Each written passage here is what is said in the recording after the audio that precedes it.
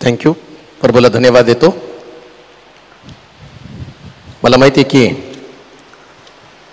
पुण्यातल्या लोकांचं माझ्यावर जरा जास्तच प्रेम आहे आणि मी काय बाहेरचा नाही, मी पुण्याचाच आहे. पुण्यातच होतो, परंतु प्रभूनं सोलापूरला सेवेसाठी पाठवलं. सोलापूरमध्ये जाऊन देवाचं वचन गाजवलं. इथं असताना मला कोण ओळखत नव्हतं, पण जेव्हा प्रभूनं सांगितलेल्या ठिकाणी गेलो आणि देव जे सांगत होता ते सांगत गेलो, लोकांची जीवनं बदलत गेली. पुष्कळ लोक प्रभूकडे वळाले. आठवतं एक व्यक्ती, एका पक्षाचा कार्यकर्ता फार मोठा, आणि तो मला पाहिला. त्याने गाडीतनं उतरला आणि त्यास मला थोडीशी भीती वाटली. अरे बापरे, म्हटलं की हा व्यक्ती मला पाहतो आणि गाडी थांबवतो, म्हणजे एक्झॅक्टली याच्या मनात माझ्याविषयी काहीतरी वेगळीच गोष्ट आहे. तो थांबला. मग त्याने मला नमस्कार केला आणि म्हटला, तुम्ही फादर ना? मी म्हटलो कारण त्यावेळेस मी टीव्हीवरती बोलत होतो. सोलापूरमध्ये एक लोकल चॅनल होतं, वृत्तदर्शन, आणि तावातावाने येशू ख्रिस्ताविषयीची घोषणा करायचो. आणि मग तो जिल्हाध्यक्ष त्या एका सेनेचा, एखाद्या संघटनेचा, मी त्याचं नाव नाही सांगू शकत, परंतु तो थांबला. म्हटलं, फादर, तुमच्या धर्माविषयी माझ्या मनामध्ये पुष्कळ गैरसमज होते, परंतु जेव्हा तुमचं टीव्हीवरचं तुमचं प्रवचन ऐकलं त्यास कळालं तुम्ही लोकांना जबरदस्तीने बदलू शकत नाही, तर तुमच्या सांगण्याच्या पद्धतीमुळे लोक बदलतात. सगळ्यात मोठी पोचपावती ती. इथं प्रॉब्लेम काय माहिती का? आहे त्या ख्रिस्ती लोकांना स्वर्ग राज्य मिळेल का नाही माहित नाही. जे आहेत तेवढे एक समाज आहे आपला, परंतु या असणाऱ्या समाजालाच ज्या दिवशी स्वर्गामध्ये पोहोचेल ना, यातले किती लोक मीटिंग मध्ये हजर आहेत, त्यातले पण किती लोक असतील ते पण माहित नाही. कारण मुळामध्ये स्वर्गाचा मार्ग वाटतो तितका सोपा नाही, तो फार कठीण आणि खरतड आहे. शास्त्र सांगतं की अनेक जण जाण्याचा प्रयत्न करतील पण त्यांच्याच्यानं जावणार नाही. जाण्याची इच्छा सगळ्यालाच आहे. इस्रायलला कोणाकोणाला यायचंय? हा, सगळेच हातवर करतील. इच्छा सगळ्यांची आहे, पण पैसा. जाण्याची इच्छा सगळ्याला आहे, परंतु ती कुवत निर्माण करावी लागते. आणि कुवत नसली तर फक्त इस्रायल आम्ही टीव्हीवर बघू शकतो, किंवा कोण जाऊन आलं तर आम्ही त्यांना सांगतो येताना तिथलं तेल तर घेऊन या. आणि आमचं समाधान काय? इस्रायलचं तेल ते लावलं आमच्या डोक्यामध्ये, ठेवलं, आणि तिकडचं प्रभोजनाची बाटली आणायची. मग येताना पायकायलो गेलं, पाच साहेब तुमच्यासाठी प्रभोजनाची बाटली आणली, मग आम्ही त्याच्यात समाधान, अरे इस्रायलचं प्रभोजन घेतलं, बस. तसं स्वर्ग राज्याचंच आहे. लांबूनच बघणार तुम्ही, आतमध्ये पोचण्यासाठी जी पात्रता, जी कुवत आहे, ती कुवत कधीच आम्हाला प्राप्त होणार नाही. आणि जर व्हायची असेल ना, अगदी तंतोतंत देवाच्या वचनावर चालावं लागणार आहे. तंतोतंत. इथं असं म्हटलं, काना मात्र सुद्धा रद्द बदल होणार नाही, म्हणजे कॅन्सल होणार नाही. काना मात्र. जर काना मात्राच नाही तर आम्ही तर पुष्कळ आज्ञाच रद्द करून टाकतो.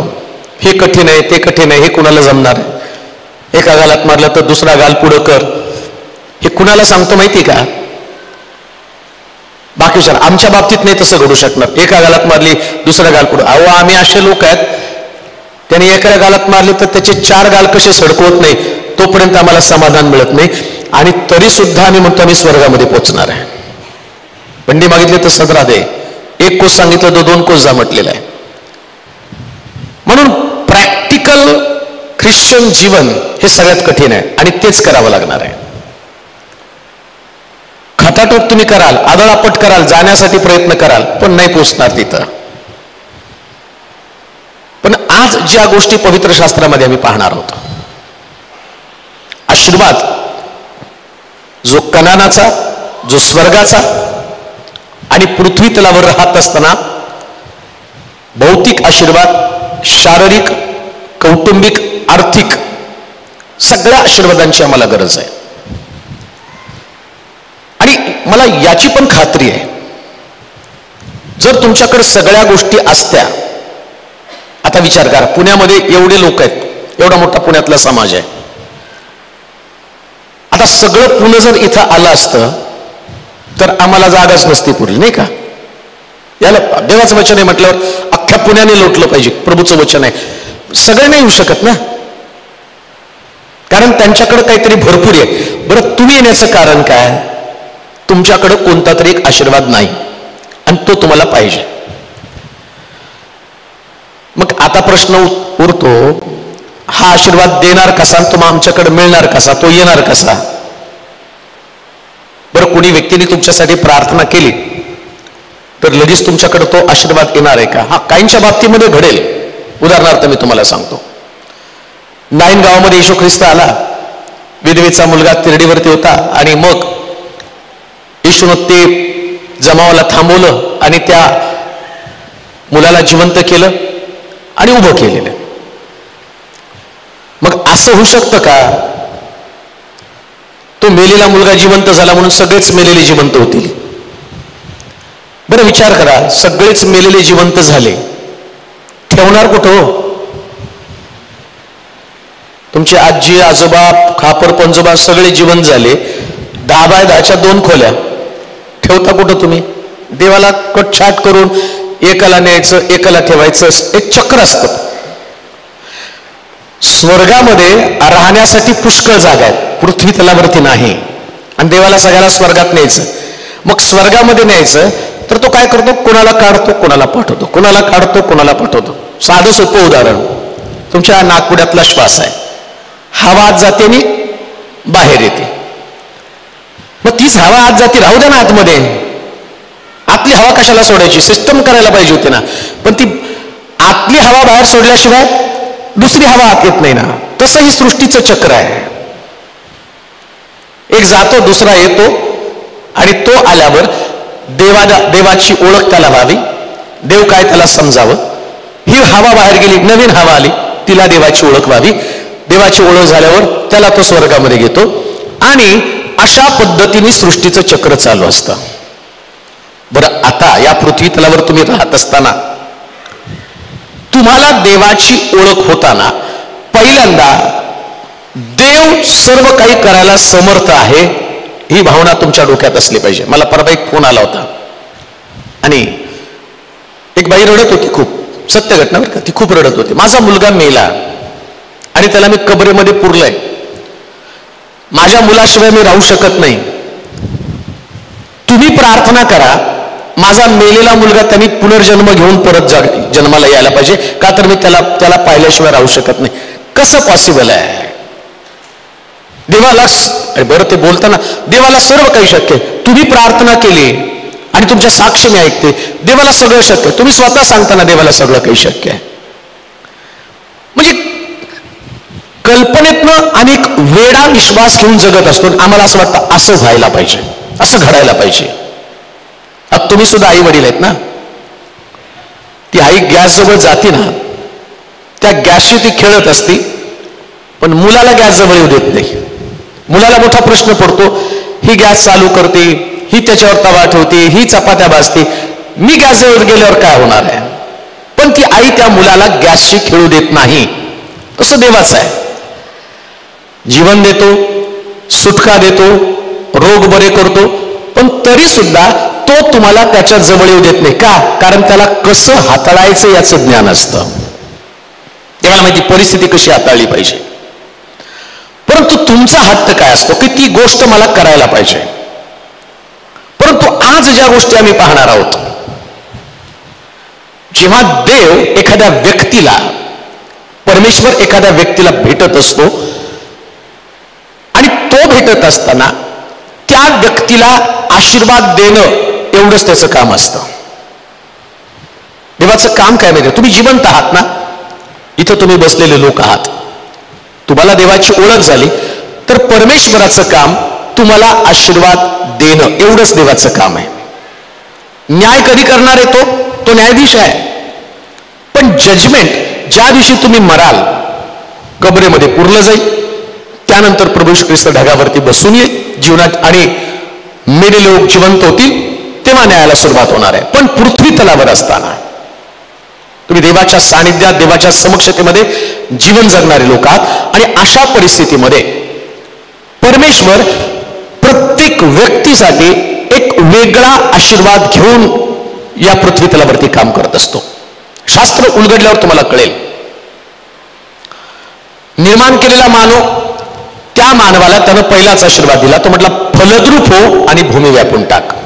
हा देवाचा आशीर्वाद. त्यानंतर आम्ही पाहतो जगाचा नाश केला, नोहा तारवातनं बाहेर आला, तोच आशीर्वाद फलद्रूप व्हा, भूमी व्यापून टाका. अब्रामाला देवानं हाक मारली, असं लिहिलं त्याच्यामध्ये, देवानं त्याला आशीर्वादित केलं, त्याचं नाव मोठं केलं, त्याची संपत्ती वाढवली, त्याचं सोनं चांदी उंट गाढवं या सगळ्यांना त्यांनी आशीर्वादित केलं, बरकतीने भरलं. म्हणजे देवाचं काम तुम्हाला आशीर्वाद देणं. पण देणार कसा आशीर्वाद? आता मी म्हटलं नाही, तुम्ही बरेच लोक येतात नाही, डोक्यावर हात ठेवा ना आमच्या, म्हणजे काय हो? आशीर्वाद द्या. आता माझा हात काय, त्याच्यात काय विशेष आहे? मी ठेवतो, ठेवला डोक्यावर हात. आता तुमची धारणा नाही, डोक्यावर हात ठेवला आम्ही आशीर्वादित झालो, पण ते तुमचं समाधान आहे. आशीर्वाद नसतो ते समाधान असतं तुमचं. खऱ्या ब्लेसिंग, खरे आशीर्वाद जे आहेत ना, ते आशीर्वाद शास्त्रामध्ये सांगितलेली एक पद्धत आहे आणि त्या पद्धतीने तुमच्या जीवनामध्ये येत असतात. मग तुमचं देवाबाबतीचं मत जे आहे ना, ते चेंज होत असतं. उदाहरणार्थ एक गोष्ट तुम्हाला सांगतो. कोणीतरी आलं, ते म्हटले की नाही, आम्ही अनेक वर्षापासून, आमचं 10 वर्ष 12 वर्ष झालं लग्न झालेलं आहे, आम्हाला लेकरू नाही, लेकराचा आशीर्वाद तुम्ही मला द्या. मग मी प्रार्थना करतो, देवा गेली 11 वर्ष 12 वर्ष 15 वर्ष 20 वर्ष हे लोक लेकरासाठी धडपडत आहेत, तर तू त्यांना लेकराचा आशीर्वाद दे. काहींच्या बाबतीमध्ये त्यांना लेकर होतील, काहींच्या बाबतीमध्ये मग देव तोच आहे ना ज्याने 12 15 20 वर्षानंतर लेकराचा आशीर्वाद दिला. काही लोकांना अजून आशीर्वाद दिला नाही. प्रॉब्लेम आहे कुठं नेमकं? काय देवाची मानवा संबंधानं कल्पना आहेत आणि कशा पद्धतीनं देवाचे आशीर्वाद आमच्या जीवनामध्ये वर्कआउट होतात आणि त्याच्यासाठी आम्हाला काय करावं लागतं, ही गोष्ट आम्हाला समजून घेणं फार गरजेचं आहे. उत्पत्तीच्या पुस्तकामध्ये आम्ही जाणार आहोत. 32वा अध्याय 22 पासून 31 पर्यंतची वचनं. उत्पत्तीचं पुस्तक 32वा अध्याय 22 पासून 31 पर्यंतची वचनं. उत्पत्तीचं पुस्तक 32वा अध्याय 22 पासून 31 पर्यंतची वचनं. हा. पनियेल येथे याकोबाने केलेली झुंज. मग तो रात्रीचाच उठून आपल्या दोन्ही बायका दोन्ही दासी आणि आपली 11 मुले याचबरोबर घेऊन यब्बोक नदीच्या उताराने पार गेला. त्याने त्यास नदी पलीकडे उतरून लावलं आणि आपले जे काही होते तेही पाठविले. याकोब एकटाच मागे राहिला.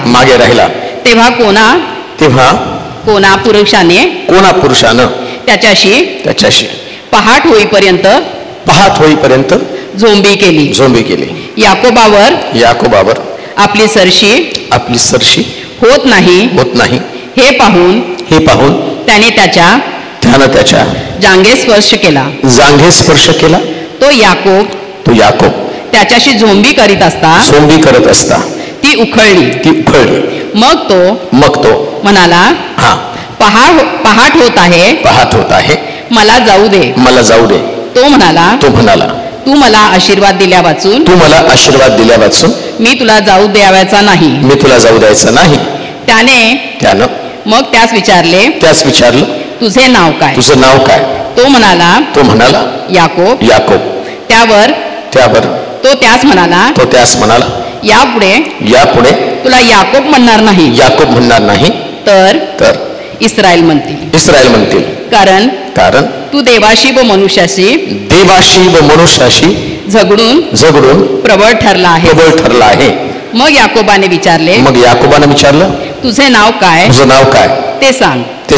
तो म्हणाला, माझे नाव का विचारतोस? मग त्याने त्यास तेथेच आशीर्वाद दिला. मग याकोबानं त्या ठिकाणीचे नाव पनिएल, देवाचे मुख असे ठेवले. बस,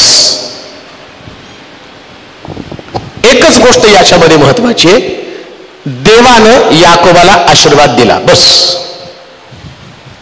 आणि मला माहिती की आज रात्री तुमच्याही डोक्यामध्ये एक कल्पना आहे, मी आल्यावर मला आशीर्वाद मिळाला पाहिजे. परंतु मधला जो वृत्तांत आहे, मधल्या ज्या गोष्टी आहेत, आजपर्यंत देवाशी उत्तर प्रत्युत्तर करणारे लोक तुम्हाला कुठं नाही सापडणार. का? एक उद्धट व्यक्ती असतो ना, तुझं नाव काय? तो पण होतो, माझं नाव सोड, तुझं नाव काय? तो व्यक्ती जो असतो ना, तो एक डेअरिंगबाज व्यक्ती असतो. इकडे याकोबाला देवाने विचारलं, तुझं नाव काय? याकोब म्हणतो, पहिले तुझं नाव काय ते सांग. देवाशी असला वाद, आणि तरी देव त्याला आशीर्वादित करतो. कारण काय प्रोसेस होती? असं लिहिलं तिथं, मनुष्याशी आणि देवाशी वाद करून, झोंबी करून तू प्रबळ ठरला. ही वाक्य, या प्रकारचं विधान, या प्रकारची उपमा, या प्रकारचं विरुद्ध शास्त्रामध्ये कोणाला दिलं गेलेलं नाही, कोणालाच बोललं गेलं नाही. माणसाशी झोंबी केली, देवाशी झोंबी करून तू दोघांवरती प्रबळ ठरला. देवावरती कोण प्रबळ ठरेल? वाचा शास्त्रामध्ये, देवावरती प्रबळ ठरणारा एकही व्यक्ती तुम्हाला सापडणार नाही. तर याकोब प्रबळ ठरला. काय होतं याकोबाचं वैशिष्ट्य? म्हणून तर म्हटलं ना, हे पवित्र शास्त्र वाचत असताना या शास्त्राला बरेच लोक जे आहेत ना, त्या बायबलकडे बघताना, वाचताना एक पवित्र ग्रंथ म्हणून एक वचन वाचलं, आजारी पडल्यावरती मृत्यू छायेच्या दरीतून जात असलो तरी मी अरिष्टास भिणार नाही, कारण त्याची आकडी, त्याची काठी मला धीर आधार देतात. मग काय मरण टळतं? मरत नाही तुम्ही. मला आठवतं, मी पुण्यामध्ये सेवा करत असताना एक अंकल होते, आणि ते अंकल, त्यांच्याबरोबर एका ठिकाणी प्रार्थनेला गेलो. खूप सिरियस तो व्यक्ती होता त्या ठिकाणामध्ये. आणि मग प्रार्थनेची आवड असल्या कारणानं कोण प्रार्थना करणारा व्यक्ती, तो व्यक्ती कसा मी बघत नव्हतं, जात होतं त्याच्यावर. मग त्याने एक स्तोत्र काढलं, आता मला नाही ते स्तोत्र आठवत, आणि ते वाचून दाखवलं. आणि वाचून दाखवल्यावर तो त्या आजारी व्यक्तीला सांगायला लागला, विश्वास ठेवा या स्तोत्रावरती. आणि जाताना काय डायलॉग म्हटला, हे स्तोत्र मी वाचलं, दुसऱ्या दिवशी तो गेला. मग वाचलंच कशाला? म्हणजे आता तो माणूस ते स्तोत्र वाचून घेतल्यावर त्याच्या मनात भीती की उद्या मी जातो का काय. म्हणजे कित्येक वेळा एक आमच्या मनाची धारणा आहे, हे वचन वाचल्यावरती माझ्यातलं मृत्यू टळेल, माझ्यातली संकट जाईल. तसं नसतंय, लक्षात ठेवा. कोणतं वचन तुम्ही क्लेम करत जरी असला तर त्या वचनाच्या पाठीमागं काही ऍक्शन, काही क्रिया असतात. त्या क्रिया केल्यावरती मग तुमच्या, आता त्याला बसलेल्या माराच्या फटक्याने मला आरोग्य प्राप्त होतं, बोलला तुम्ही आजारी पडला, ते वचन क्लेम करता, त्याला बसलेल्या माराच्या फटक्याने मला आरोग्य प्राप्त झालं. निघाला व्हेंटिलेटर मधनं बाहेर, का नाही निघत? तुम्हाला त्याला बसलेल्या माराच्या फटक्याने मला आरोग्य प्राप्त झालं, मी असं म्हटलं, आणि तिथं तो दरोडेखोर आहे, लुटमार करणार आहे, चोरटा आहे, खून करणारा व्यक्ती, आणि वचन त्याला मी क्लेम केलं, आणि तो बारावून काय करणार आहे? पाकिट मारायलाच निघणार आहे ना. मग सगळी वचनं सगळ्याला लागू पडणार आहेत का? तो देव आहे, तो तुम्हाला झोंबी करायला लावतो का? त्याचं महत्व, त्याचं इम्पॉर्टन्स तुम्हाला कळलं पाहिजे. आता जर तुम्ही, मला वाटतं 22व्या वचनामध्ये थोडंसं वाचा, म्हणजे एक एक टप्पा तुम्हाला समजेल. 22 वचन वाचल्यावर मग 23-24 वचनामधलं, 24-26 वचनामधलं महत्व तुम्हाला समजेल. 22 वचनामध्ये आपण जाऊया. 32वा अध्याय 22, पटपट वाचा. 32वा अध्याय. मग तो रात्रीचाच उठून आपल्या दोन्ही बायका, दोन्ही दासी आणि आपली 11 मुलं याचबरोबर घेऊन यबोक नदीच्या उताराने पार गेला. दोन गोष्टी आहेत. आता याकोब देवाबरोबर लढला आणि तो प्रबळ झाला. आता देवानं त्याला आशीर्वाद दिला, देवानं त्याचं नाव बदललं, परंतु त्याच्या अगोदर जिथं पनियल या ठिकाणात देवाने त्याला दर्शन दिलं, परंतु जाताना त्याला मृत समुद्र आणि गालिल समुद्र याच्या दरम्यान असणारी नदी पार करावी लागते. मृत समुद्र आणि गालिल समुद्र. देवानं त्याला आशीर्वाद दिला, परंतु त्याच्या आशीर्वादामध्ये जी नदी, आणि त्या नदीचं वैशिष्ट्य, यबोक नावाची नदी, या नदीचं वैशिष्ट्य काय? मृत समुद्र आणि गालिल समुद्र यांच्या दरम्यान वाहणारी ती नदी. आणि या नदीचं दुसरं नाव जर तुम्ही विचारलं तर या नदीचं नाव यार्देन आहे. यार्देन, ऐका बरं का. त्याला देवानं आशीर्वाद दिला, पण त्याला यार्देन ओलांडायला लावली. याकोबाच्या जीवनातला पहिला टप्पा जर कोणता असेल, मृत समुद्र आणि गालिल समुद्र. मृत समुद्र अजून पण आहे. त्याला मृत समुद्र का म्हणतात माहिती का? जो समुद्र जिवंत आहे त्या समुद्रामध्ये एक व्यक्ती पडला तर तो बुडतो. आणि मृत समुद्राचं वैशिष्ट्य काय माहिती का? या समुद्रामध्ये तुम्ही निवांत पेपर वाचत पडला तरी तुम्हाला बुडवत नाही. त्याला मृत समुद्र म्हटलेला आहे. तो माणसाला तरंगत ठेवतो. आता आत्मिक जीवनामध्ये याचा काय संबंध आहे? शास्त्र जे तुम्ही वाचताना, तुम्ही पाठांतर केलेले एक पुस्तक, आता सगळ्याला माहिती आहे, मला वाटतं 10वीला अनिता नावाचं रसायनशास्त्रामध्ये पाठ होत नव्हतं, तर आम्ही अनिता, 1 मार्काचा प्रश्न होता. आम्लामध्ये निळा लिटमस तांबडा होतो, ते अनिता म्हणायचो. सर म्हणायचं काय लक्षात ठेवायचं, 1 मार्काचा प्रश्न तयार करून अनिता म्हणजे आम्लामध्ये निळा लिटमस तांबडा होतो. माहीत झालं. मग किती वेळा त्या आम्लात निळा लिटमस जाऊन तांबडा करत बसला तुम्ही शिकल्यावरती? तुम्ही फक्त पाठ करून ठेवलेला आहे. काय तुम्ही घरी आम्ल आणलं, निळा लिटमस आणला आणि चेक करत बसला, याच्यावर तुम्ही संशोधन काय केलं? पण पाठ 1 मार्कासाठी पाठ केलं ना. आध्यात्मिक जीवनामध्ये तसंच बायबल आहे. वाचलं, याकोबाचं असं झालं, इकडं झालं, तिकडे गेलं, याबोक नदी पार केली, मग झोंबी केली. आता तुम्ही पनियल या ठिकाणी. आता सगळ्या लोकांनी याचा उपयोग कुठं केला माहिती का? घराला नाव काय द्यायचं? पनियल. अर्थ काय? नाव दिलं पनियल. मग त्याला विचार पनियल काय? अहो इथे याकोबाने झुंज दिली आणि पुढं देवान त्याला आशीर्वाद दिला. अरे पण दिला कसा? तो फक्त पनियल लक्षात ठेवलं, ते नाव लिहून ठेवलं. म्हणजे तुझा अनिता 1 मार्क पक्का. आजूबाजूच्या लोकांनी ख्रिश्चन घर आहे, कशावर? पनियल आहे. अरे या पनियलला, ज्याच्या म्हणजे तुमच्या घराचं नाव पनियल असेल तर माफ करा बरं का. ते पाळ्यात साहेब सुपारी घेऊन आले काय आमच्या घराची? नाही. मला आत्मिक गोष्टी तुम्हाला सांगणं गरजेचं आहे.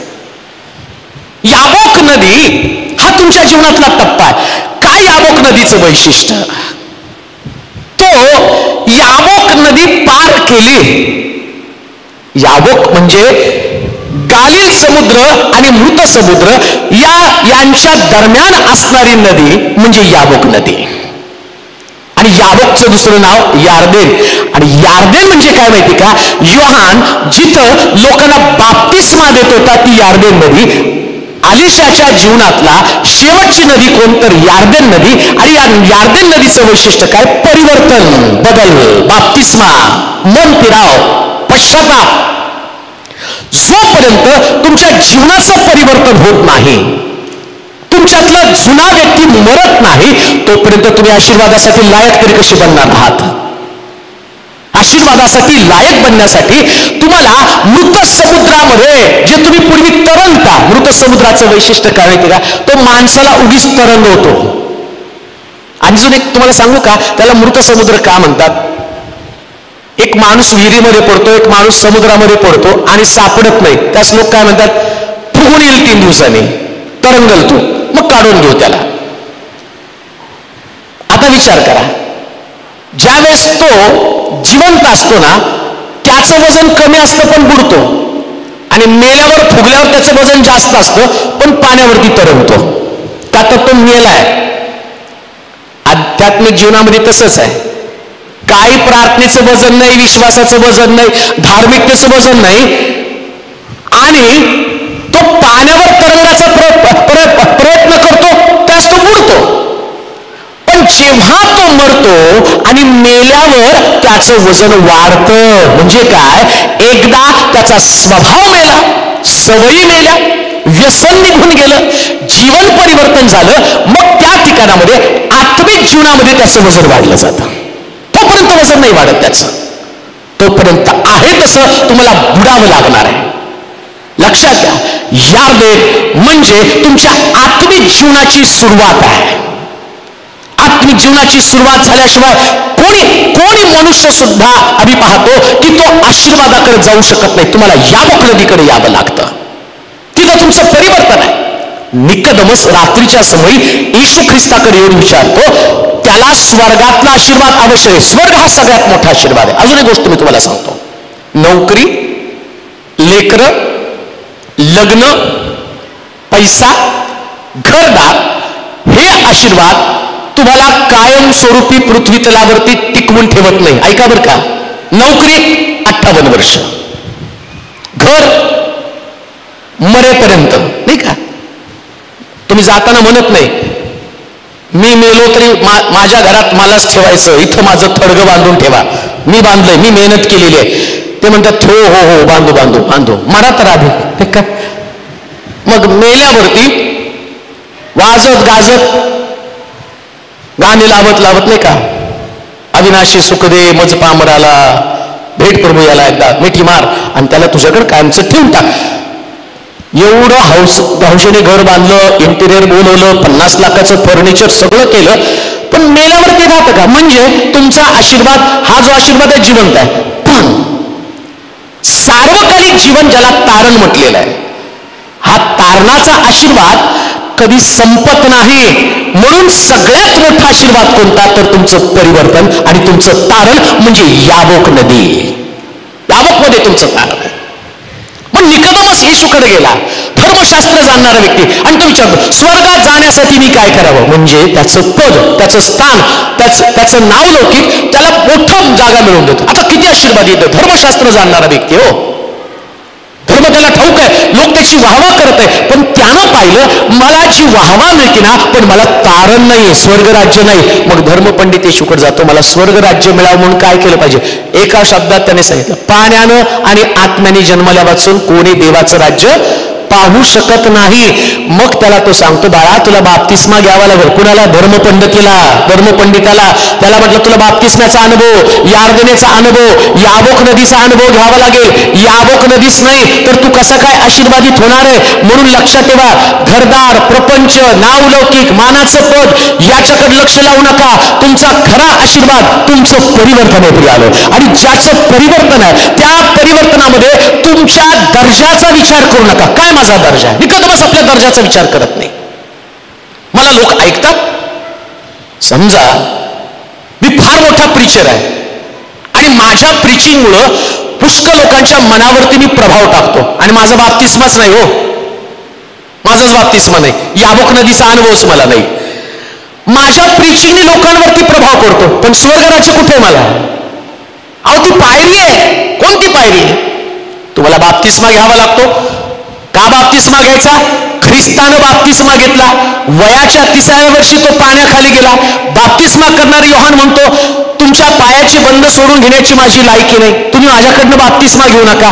त्यास येशू म्हणतो हे होऊ दे, कारण यानं धर्माचरण पूर्ण होतं. त्याला माहितीये प्रत्येक व्यक्तीनं याच प्रकारची प्रोसेस करावी, याच प्रक्रियेमध्ये त्याने असावं, त्याने याबोकमध्ये यावं, त्याने पाण्याखाली जावं, त्याने पाण्यातनं वर यावं. अहो, जो येशू ख्रिस्त आणि देवाचा पुत्र असताना तो सुद्धा नव्या जन्माच्या अनुभवासंबंधानं बोलत आहे, परिवर्तनासंबंधानं बोलत आहे. एखाद्या व्यक्तीचं परिवर्तन होण्याचं चिन्ह काय माहिती का? तो व्यक्ती पश्चाताप करतो आणि कबुली करतो, आणि कबुलीच्या रूपानं तो पाण्याखाली जातो, तो व्यक्ती मरतो, आणि मृत समुद्र म्हणजे ते चिन्ह कशाचं आहे की तो व्यक्ती मेला, तो सांगतो आता तो मेलेला आहे, आता नवा मनुष्य जो जिवंत येतो. आता या मृत समुद्र आणि गालिल समुद्र यांच्या दरम्यान असणारी नदी म्हणजे याबोक नदी, आणि येशू ख्रिस्तानं या गालिलामध्ये प्रवेश केल्यावरती त्यानं काय केलं? पाण्याचा द्राक्षरस केला, नवनिर्मिती केली, नवीन द्राक्षरस. जो द्राक्षरस पवित्र शास्त्रामध्ये सांगितलं की भोजन कारभाऱ्या करणेला, आणि भोजन कारभारी काय म्हणतो माहिती का? एवढा चवदार द्राक्षरस अजूनपर्यंत कोणी लपून ठेवला होता. जेव्हा तुम्ही याबोक नदीकडे येताना त्यास तुमच्या जीवनाची चव लोकांना दिसली, आणि लोक म्हणतात यांच्यासारखे चवदार लोक कोणते नाही. लक्षात ठेवा, याबोक नदीपर्यंत जोपर्यंत तुम्ही येत नाही तुमचं जीवन चवदार कधीच होऊ शकत नाही. पण जेव्हा तुम्ही याबोककडे येता तुमचं परिवर्तन होतं. अहो, तुमची चव चाखायला भले भले लोक येत असतात. हो, तुम्ही तेलोरेला नाही ऐकायला आला, याबोक नदीमध्ये तो मेला ना, त्याची चव चाखायला तुम्ही आलेला आहात. हे वैशिष्ट्य आहे. मला कोण ओळखतो? काय माझ्याकडे चांगले काहीच नाही. आता मी म्हणलं ना, मी पहिले पुण्यात होतो, आणि पुण्यात असताना मी तुम्हाला भेटत होतो, पण तुम्ही मला ह्याच पंचावत चर्चमध्ये मी बऱ्याच वेळा लहानपणी आलेलो आहे, आणि त्याच पंचावतच्या लोकांनी मला एखाद्या टपली मारून पण बाहेर काढलं असं नाही का? म्हटलं असेल गोंधळ घातल्यावरती ते म्हणले असतील, हो बाहेर तू कोण आहे पंचावत चर्चमध्ये.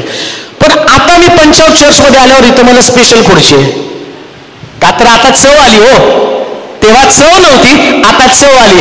इथं याबोक नदीचं वैशिष्ट्य काय माहिती का? ती तुमच्या जीवनाची खरी चव लोकांना दाखवली जाते. याकोबाच्या जीवनात ते याबोक आला, तुमच्या जीवनातला एक टप्पा आहे याबोक, हे तुमचं परिवर्तन आहे. म्हणून एक गोष्ट द्यायला ठेवा, परिवर्तन नाही जाऊ द्यायचं, बदल नाही जाऊ द्यायचा. आशीर्वादित कोण आहे? बदलत नाही. समोरच्या व्यक्तीनं तुम्हाला कितीही बदलण्याचा प्रयत्न केला. आता सकाळी तुम्ही असता तर तुम्हाला बायबल स्टडीमध्ये कळलं असतं सैतान काय काम करतो. फार सुंदर होता, आणि लिंक मी मुद्दामून करावली की लोकांपर्यंत जाऊ द्या, ते ऐका. त्याच्यामध्ये सैतानाचं काम दुसरं तिसरं काय नाही. तुमचं तारण झालं की सैतान लगेच तुमच्या पाठीमागे लागतो. मी सांगितलं सकाळी, ज्या चर्चला त्यांनी ताब्यात घेतलं त्यांच्यात भांडणं लावली ना, तो तिथून निघून जातो. तो म्हणतो माझं काम सुरू झालं. इकडं लोकांना आपापसात लढायला लावलं नाही. तुमचं जगडणं रक्त मांसाबरोबर नाही, कोणाबरोबर आहे? सत्ता अधिकार आकाशातला दुरात्मा समूह. आणि तो काय करतो? तुमचं परिवर्तन झालं.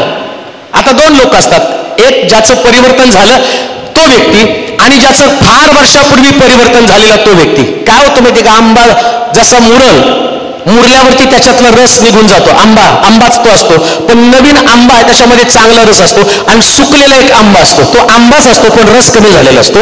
आत्मिक लोकांमध्ये पण तसं, जसं जास्त मुरतील रस कमी होतो, आणि ते टीका टिप्पणी हे दावे तू असा तू तसा, आणि तो या आंब्याला सुकवण्याचं काम करतो. पण हे कोण करतं? हा सैतान करतो. तो सैतान काय करतो? ह्या नवीन तारणात आलेल्या व्यक्तीला कशा पद्धतीने तो निराश व्हावा, खिन्न व्हावा, कष्टी व्हावा, दुःखी व्हावा, आणि त्याच्यातलं रस निघून जावा. आणि एकदा त्याच्यातला रस निघून गेला, आंबे तुम्ही आणायला गेला ना बाजारामध्ये, तर तुम्ही काय करता माहिती का?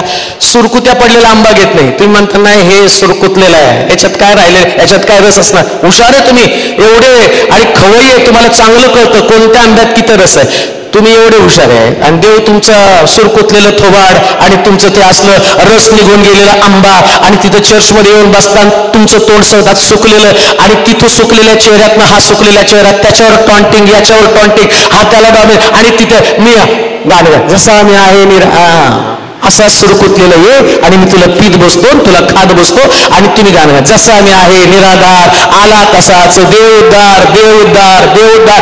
अरे बाबा, पहिल्यांदा याबोक नदीमध्ये आल्यावर तुला स्वतःला सांभाळावं लागेल. काही झालं तरी जीवनाची चव जाऊ देऊ नका. काही बनवू द्या, कोणी काही का म्हणणार. काय होतं माहिती का? तुम्ही आला प्रभूकडे आल्यावर तुम्हाला सगळे लोक, आम्हाला नवरा नवरीला लग्नामध्येच लोक येऊन आहेर देतात नाही का, फोटो काढा नवीन लग्न असल्यावर. जुनं झाल्यावर नव्या नवरीच्या बाजूला जाऊन नवऱ्याच्या बाजूला जाऊन तुम्हाला फोटो काढावं लागतं. त्यास ती नवरी नाही म्हणत आता माझ्या बाजूला फोटो, आणि तुम्ही जुने झालेले आहात. आत्मिक जीवनामध्ये तसंच आहे. तुम्ही जसं जुनं व्हाल त्यास तुमचं महत्व कमी, पण तुम्हाला त्याच्यासाठी नाही जगायचं.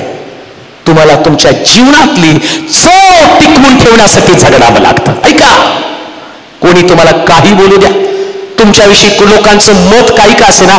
अजून एक तुम्हाला गोष्ट तुम्हाला सांगतो, लोकांचं मत तुमच्याविषयी बदलत असतं, पण देवाचं मत तुमच्याविषयी कायम असतं. कायम असतं बरं का, कायम. मी मगाशीच माझ्यावर एक तरुण होता, त्याच्याशी बोलता बोलता म्हटलं 7-8 वर्ष झाले ना, प्रत्येक 7-8 वर्षानंतर पालक म्हणून मी वावरत असतो, पण 8-10 वर्षानंतर कोणतरी एक वेगळं काहीतरी मला बोलत असतं. कोणतरी बोलतच बरं का, बोलत नाही असं होत नाही. तुम्हाला काय वाटतं, पास्टर तेलोरे सगळ्यांचंच मत नाही हो, माझ्या जागी येऊन बघा. असं वाटतं दुसऱ्या दिवशी सेवा सोडून बोचकं बांधावं आणि कुठंतरी वॉचमॅनचं काम करावं, नाहीतर कुठल्या तरी 4 बकऱ्या घ्यावून ते सांभाळावं. पाळक एवढं सोपं नाही बरं का. पाळक होऊन तर बघा. आता हल्ली प्रत्येकाला वाटतं मला पाळक व्हावं, पण पाळक झाल्यावर कळतं पाळक म्हणजे ढुमकं आहे हो, दोन्ही बाजूने वाजवतात लोक नाही का. इकडूनही वाजवतात तिकडूनही वाजवतात.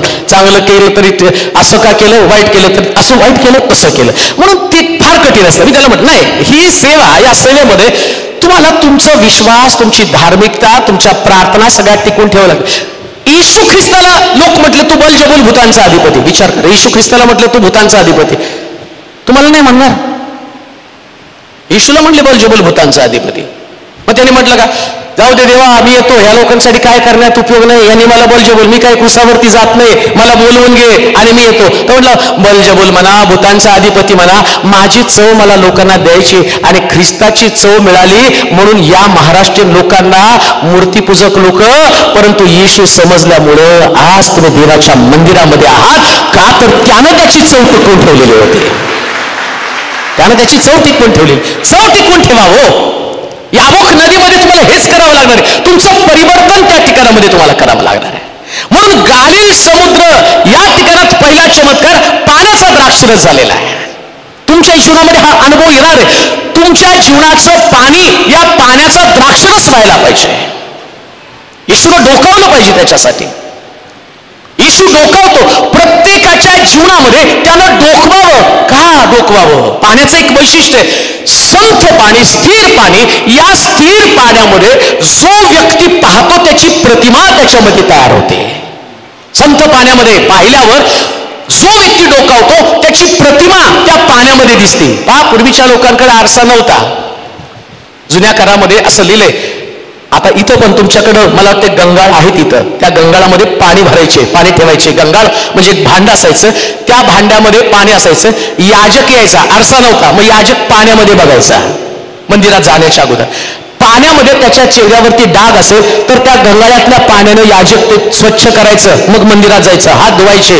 तुम्हाला अजून पण बाहेरून आल्यावर तुम्ही हात धुता. पूर्वी होतं बाहेर मोठी मोठी घरं होती, त्यास बाहेर कोपऱ्यामध्ये कुठंतरी अशा पद्धतीचं रांजण असायचं. त्या रांजणामधलं पाणी घ्यायचे, लोक पाय धुवायचे, हात धुवायचे, तोंड धुवायचे आणि मग आतमध्ये जायचे. जुन्या करातला तो नियम आहे. गंगाळ असावं, याजकानं आतमध्ये जावं आणि अंगणामध्ये ते गंगाळ पाहिजे. गंगणामध्ये त्या याच्यामध्ये पाहावं आणि तोंड धुवावं, आतमध्ये जावं. म्हणजे काय माहिती का, जेव्हा कोणीतरी व्यक्ती पाण्यामध्ये पाण्यामध्ये पाहत ना, तर त्याची प्रतिमा त्याच्यामध्ये येते. आता इथं गालिलामध्ये पण काय घडलं? गालिलामध्ये पाण्याचा द्राक्षरस होण्यासाठी आतमध्ये पाणी असावं लागतं. म्हणून येशू म्हटलं रांजण पाण्यानं काठोकाठ भरा.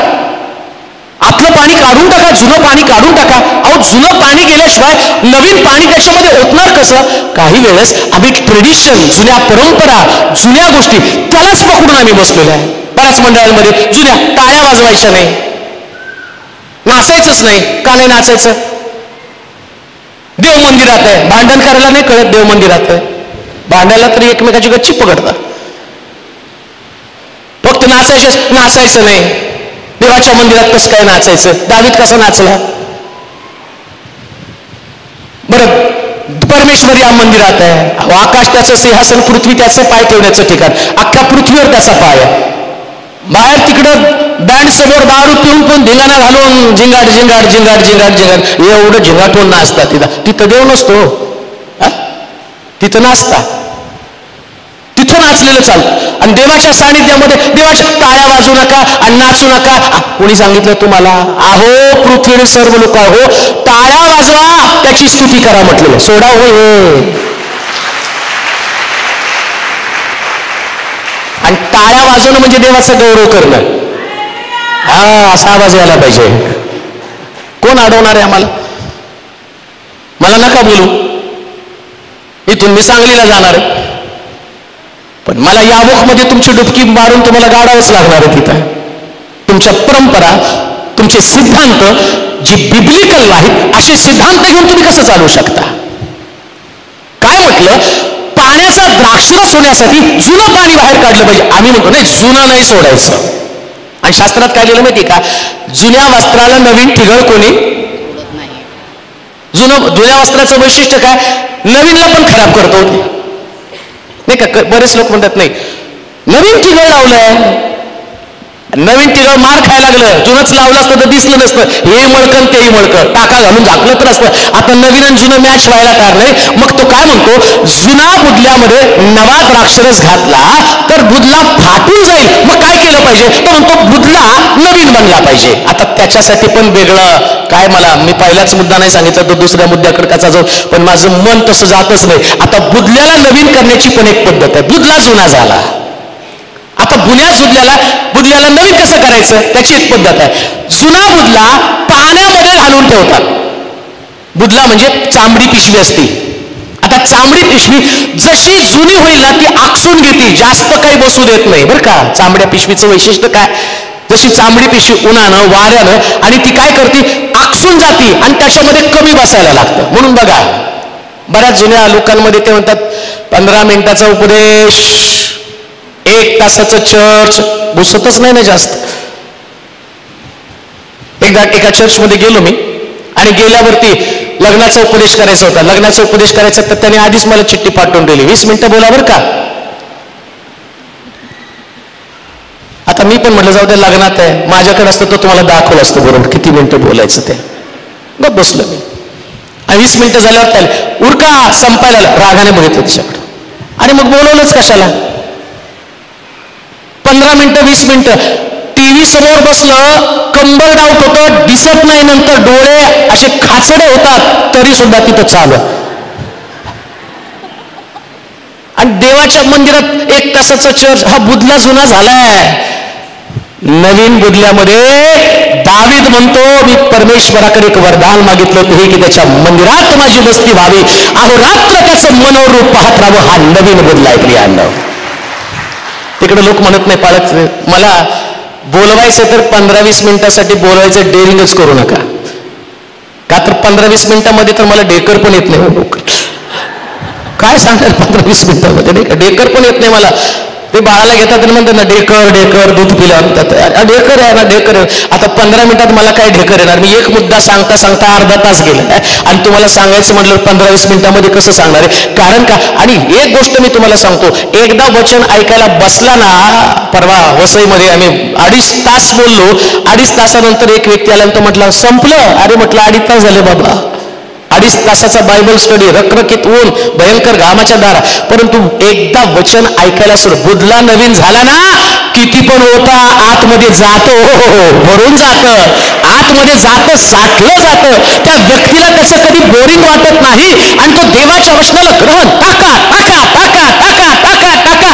अहो येशू ख्रिस्ताकडे जे बुदले होते ना, असं लिहिलं डोंगरावरती 3 दिवस झाले तर लोकांना भुका लागल्या नाही. 3 दिवसाचं कन्व्हेन्शन, 3 दिवस लोक अन्न पाणी विसरून गेले, त्यांना जेवणाची आठवण झाली नाही, एवढं ऐकत बसले. शिष्य शेवटी आले आणि ते म्हटले अहो 3 दिवस उपाशी आहे.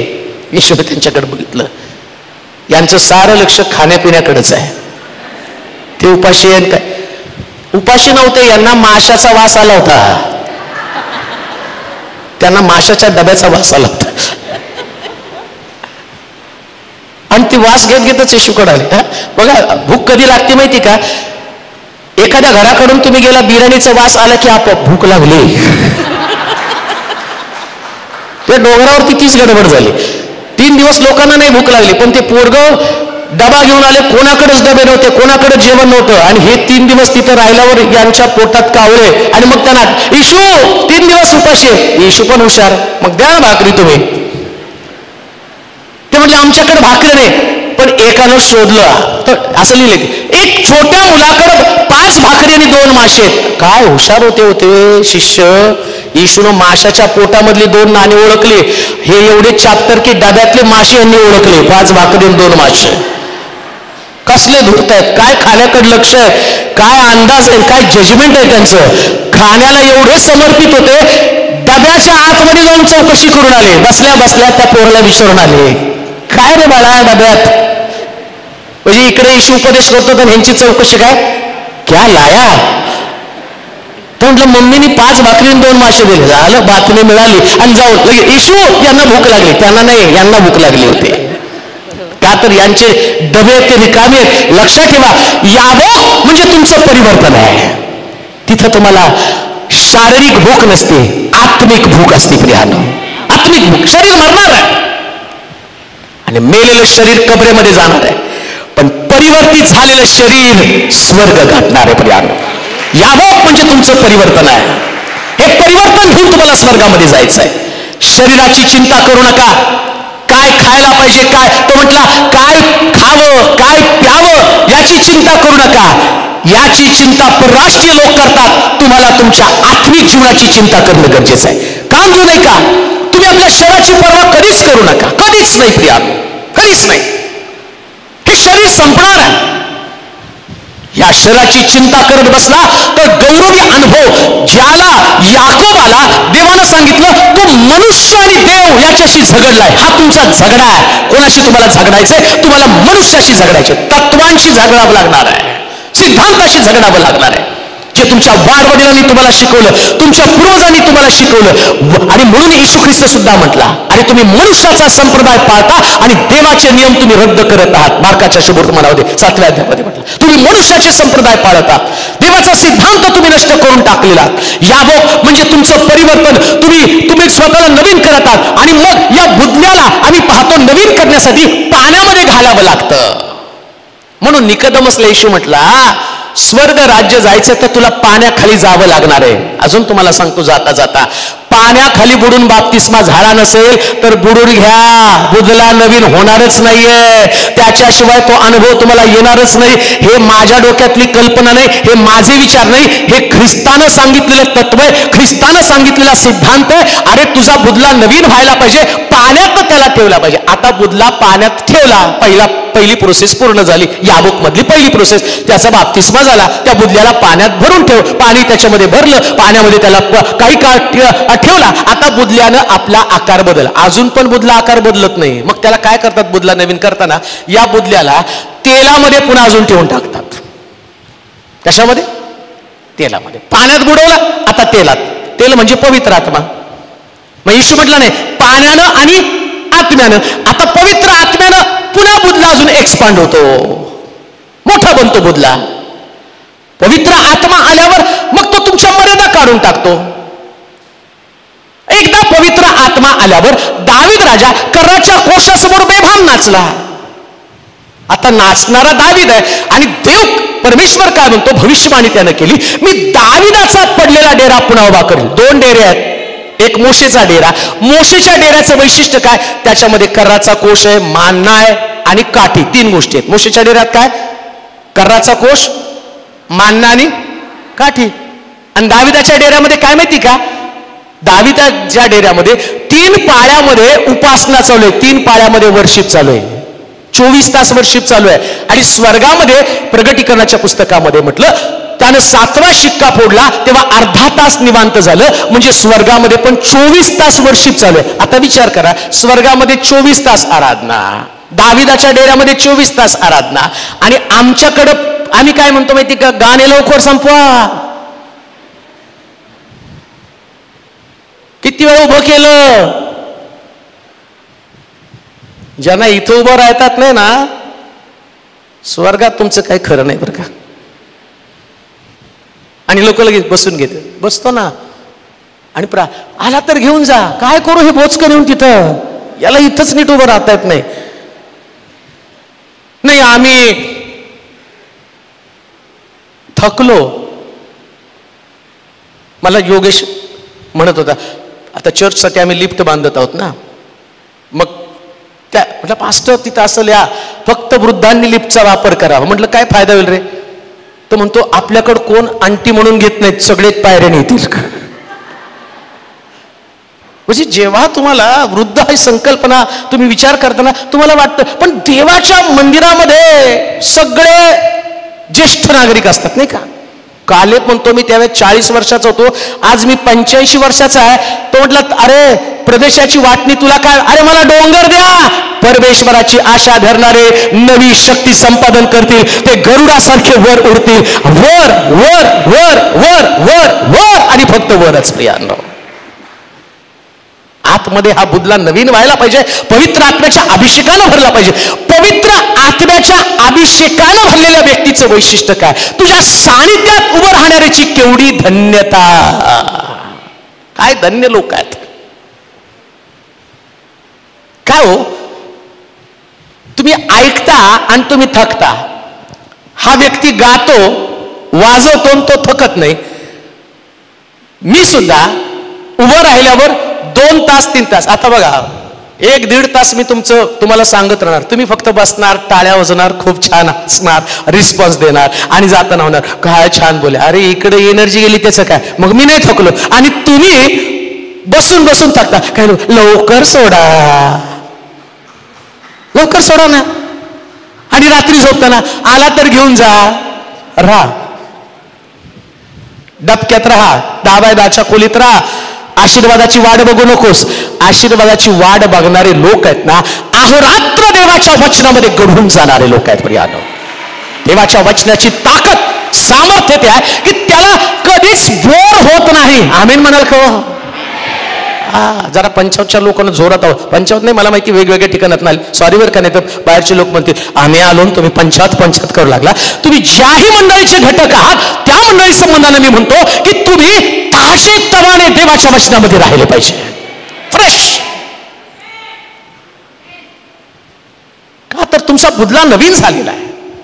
आणि म्हणून पहिला टप्पा त्याला म्हटलेलं आहे की परिवर्तन. आता 24 पासून 26 पर्यंतची वचनं वाजूया. 24 उत्पत्तीचं पुस्तक 32वा अध्याय 24 पासून 25 पर्यंत, 24 आणि 25 वचन.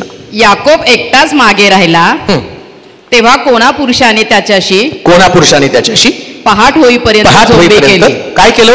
झोंबी केली. आता दुसरा मुद्दा, याकोब पहिल्यांदा याबोक नदीकडे आला, तिथं त्याचं परिवर्तन झालं, बाप्तिस्मा झाला, पवित्र आत्म्याचा अभिषेक आला, पवित्र आत्म्यानं तो भरला, परिवर्तन त्याचं झालं. आता परिवर्तन झाल्यावर 24 वचनामध्ये दुसरं काय? त्यानं झोंबी करायला सुरुवात केली. आशीर्वाद तुम्हाला काय वाटतं? चला आम्ही आलो, बरेच लोक रांगेमध्ये थांबतात. बरं रांगेत थांबल्यावर त्यातले काही लोक तर जांभया देत असतात बरं का, प्रार्थना होईपर्यंत नंबर कधी येतो. काही लोक बसून पण घेतात आणि मग आल्यावर तिथं बाळासाहेब 10 लाखाचं कर्ज आहे फेटाव म्हणून जांभया दिल्यावर फेटतेत. कर्ज 10 लाख आणि तुम्ही येताय रमत गमत, काही तुम्हाला कसल्याच गोष्टीचं सिरियसनेस नाही. फक्त तुम्हाला नाही त्यांनी प्रार्थना केली की 10 लाख. अरे मी प्रार्थना केली तर अख्खा भारत कर्जमुक्त झाला असताना. मी प्रार्थना केली असते देवा आमच्या देशावरचं कर्ज काढून टाक. आमचे मोदी पण आणि त्यांनी माझ्याकडून अहो पाळक साहेब ऐकलंय तुमचं नाव, आपल्या देशावर एवढं कर्ज, मला काय फुकट प्रार्थना करे देवा आमच्या देशाला कर्ज. आमच्या देशातले लोक सगळे श्रीमंत झाले असते, बँकेवाले म्हणले असते ह्या पाळकाला पहिले गायब करा. का? आमच्या बँकेचं कर्ज घेणार कोण? आमची बँक चालणार कशी? सावकार म्हटले असती, सुपारी दिली असती दाऊद इब्राहिमला आणि म्हटले असते याला पहिले शूट कर, कारण या व्यक्तीमुळे कोणी कर्जबाजारी व्हायला आणि आमचे धंदे चालायला तयार नाही. अहो एवढं सगळं सोपं असलं तर तुमच्याकडे कर्ज नसतं, पण तुम्हाला कर्जमुक्त होण्यासाठी झोंबी करावी लागणार आहे. झोंबी हो, आशीर्वादित होण्यासाठी झोंबी करावी लागणार आहे. इंग्लिशमध्ये त्याला म्हटलं रेस्लिंग, WWF. झोंबी म्हणजे ते नाही ती लहान लेकर करतात, त्याने याची गच्ची धरली आणि त्याची गच्ची धरली, त्याने एक त्याला लात घातली, आला रडत घरी. तसली नाही झोंबी. रेस्लिंग तुम्ही बघताना तुमचं ते एक चॅनल असतं, त्या चॅनलवरती उचलायचं आणि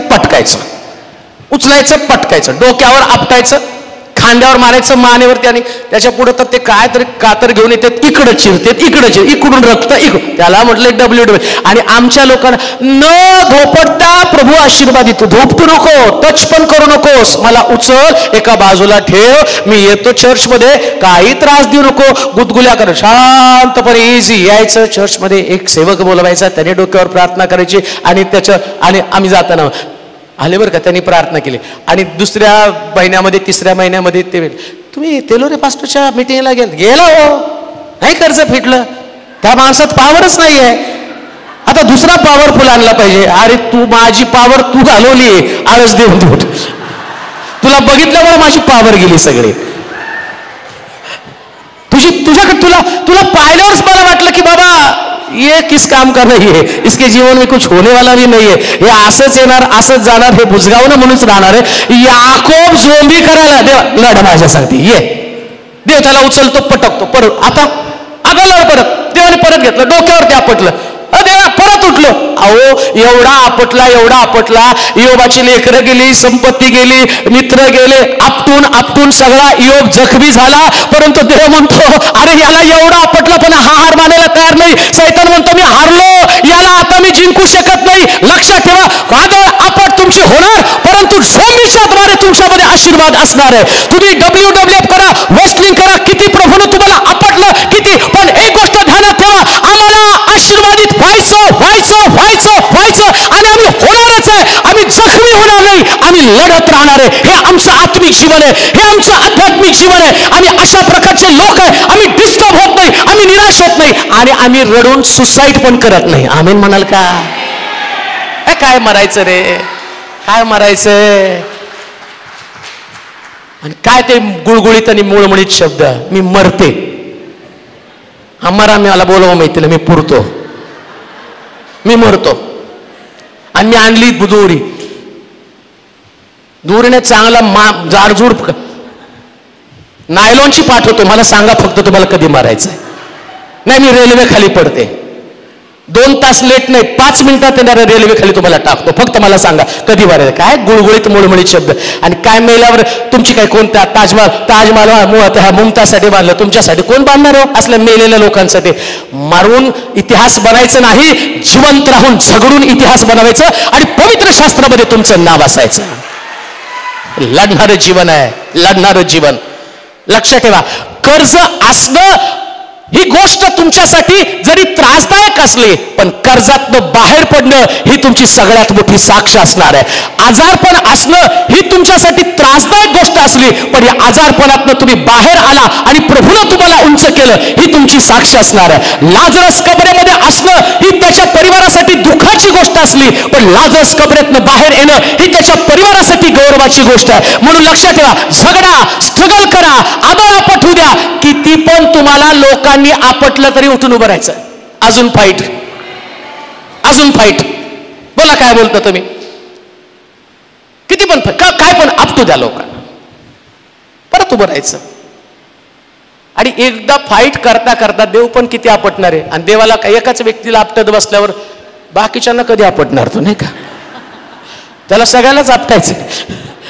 विचार करा, आता बिलीवर जर समजावा जगामध्ये एक 40 कोटी बिलिव्हर्स आहे, तेलोरेला धरतो त्यालाच आपटतो. देवाला तेवढंच काम आहे, मलाच धरायचं ना मलाच आपटायचं. मी म्हणा अरे काय माझ्यावरच पिक्चर धरला काय? आणि तो एकावर पिक्चर 7 राज्य. तो म्हणतो तुला, तो म्हटला ना थांब मला जायचंय, तो म्हणतो नाही पहिले मला हरव मग तुझा. आता देवाला दुसऱ्याला आपटायचं होतं, मग याकोबाला म्हटलं नाही बाबा आता तुला मी नाही जाऊ देणार, आशीर्वाद द्यायचा ना मग जायचं. लक्षात ठेवा, आता ही झोंबी करायची कशी हो? याकोबानं झोंबी केली म्हणजे काय केलं? लोक म्हणतात नाही त्यानं झोंबी केली. काय झोंबी केली? होशेचा ग्रंथ, होशेचं पुस्तक 12 अध्याय 34 वचन. होशेचं पुस्तक तो झगडला, त्यानं झोंबी केली, वेस्टलिंग केलं, WWF केलं. होशेचं पुस्तक 12 अध्याय 3 आणि 4 वचन. होशेचं पुस्तक 12 अध्याय 34 वचन. हा 3-4 आहे का? हा वाचा. होशे 12:3-4. हा 3 आणि 4. गर्भाशयात असताना त्याने आपल्या भावाची टाच धरली. तो आपल्या भरजवानीत असता देवाबरोबर झगडला. म्हणजे देवाबरोबर झोंबी केली म्हणजे आता ऐका, म्हणजे अर्थात दिव्यदूतांबरोबर झगडून तो जय पावला. त्याने रडून देवाची करुणा भाकेली. झोंबी केली म्हणजे रडून देवाची करुणा भाकली. काय झोंबी आहे?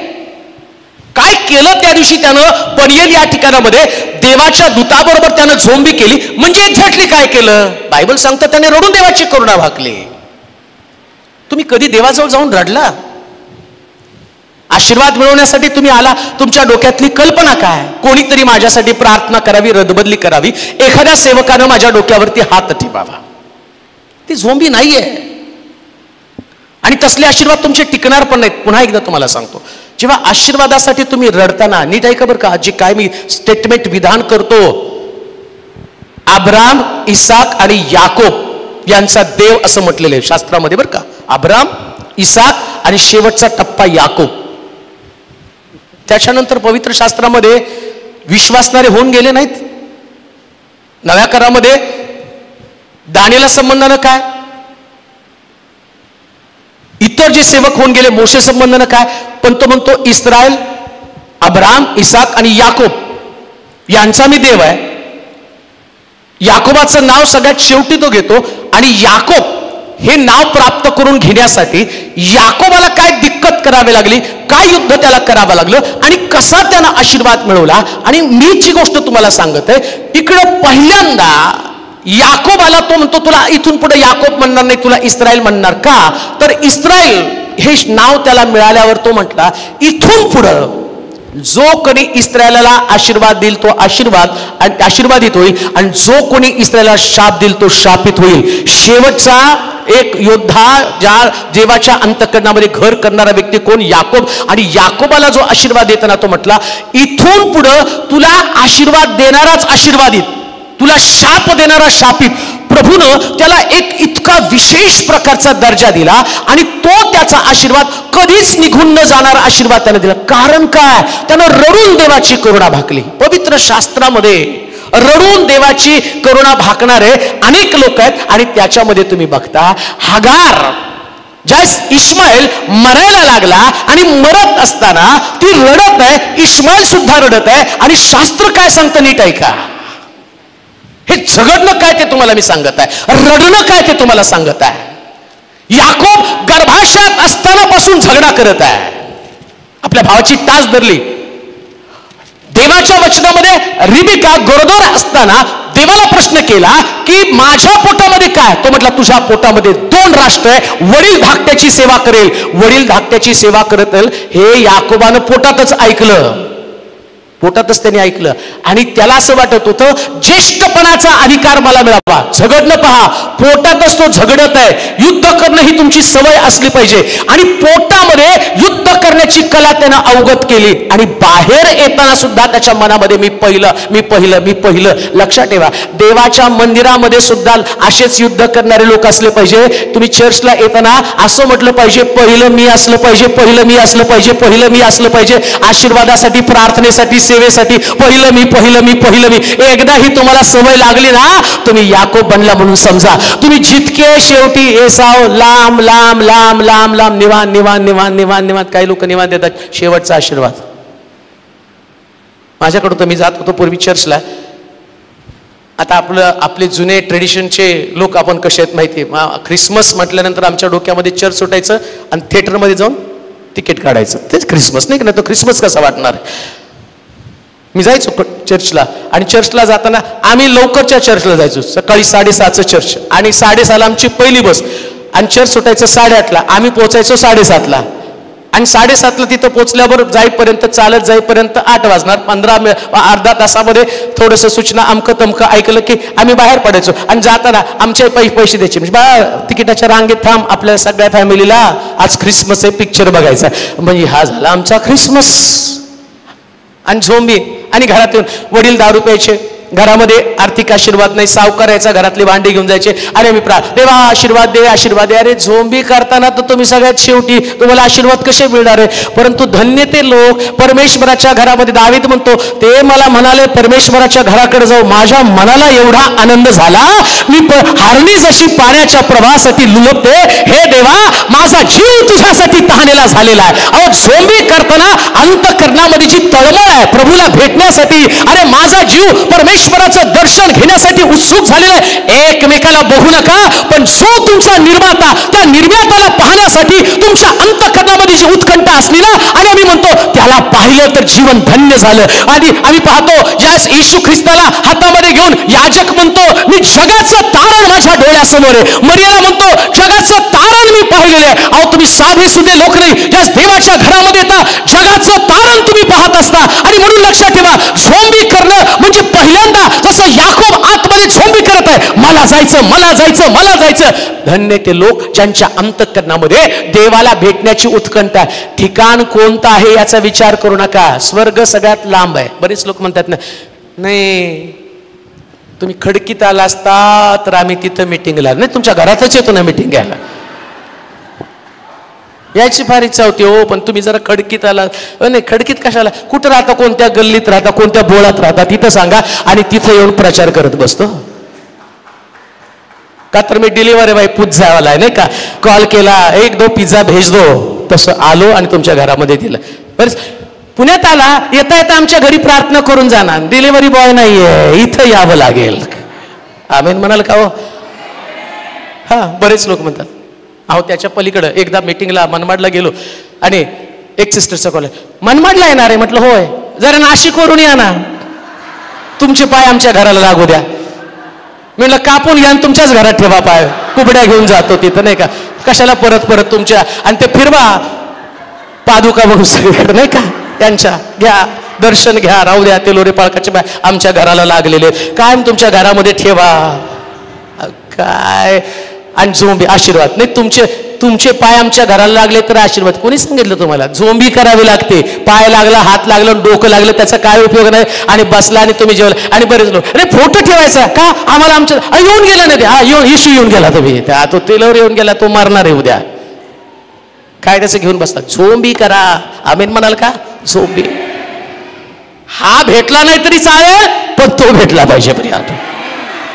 याच्या भेटीने काय होणार नाही, पण तो भेटला ना, तो म्हणतोय अब्राम, इसहाक आणि याकोब याचा देव. जेव्हा तो भेटतो त्याच्याबरोबर तुमचं नाव जोडलं जातं, आणि त्याच्याबरोबर तुमचं नाव जोडलं गेलं की सैतानाला तुमची दहशत, सैतानाला दहशत. तो म्हणतो नाही बाबा, याच्या नादी नको लागायला, आले डेंजर आहे, कारण याची ओळख साधी सुधी नाहीये.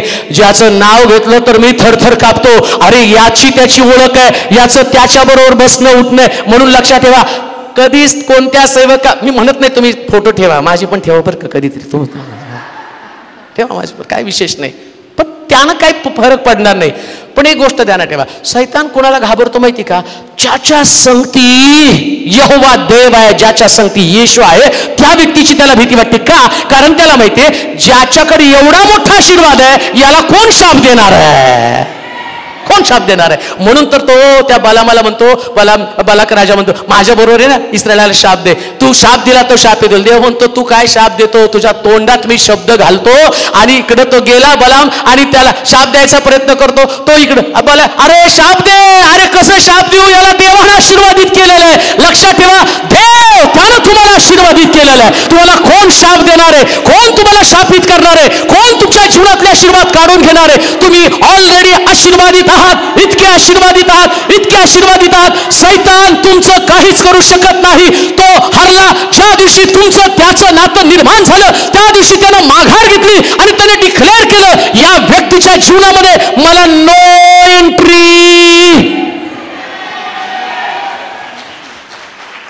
त्यानं डिक्लेअर केलं आता जायचंच नाही. तो काय विचार करतो, तेलोरशी पंगा नाही घ्यायचा, सगळ्याशी पंगा घ्यायचा, पण या माणसाची पंगा नाही घ्यायचा. म्हणतो तो मीटिंग आलेल्या लोकांना एकेकाला पकडीला आणि त्यांना आपतील, पण ह्याला नाही आपटायचं. का तर हा त्याच्याविषयी बोलतो आणि तो हे सगळं उजवीतो. म्हणतो तूने मुझे आगे पीछे, अहो चारही बाजूने तुम्हाला घेरलाय. मी आल्यावर कुठे गेले ते छोटे छोटे, बॉडीगार्ड कुठे गेले माझे? ते छोटे छोटे पोरं आहेत ते. साईड दो, साईड दो, साईड दो. प्रार्थना करणाऱ्या लोकांना पण येऊ दे. साईड दो, साईड दो, बाजूला. ट्रेन झालेत ते.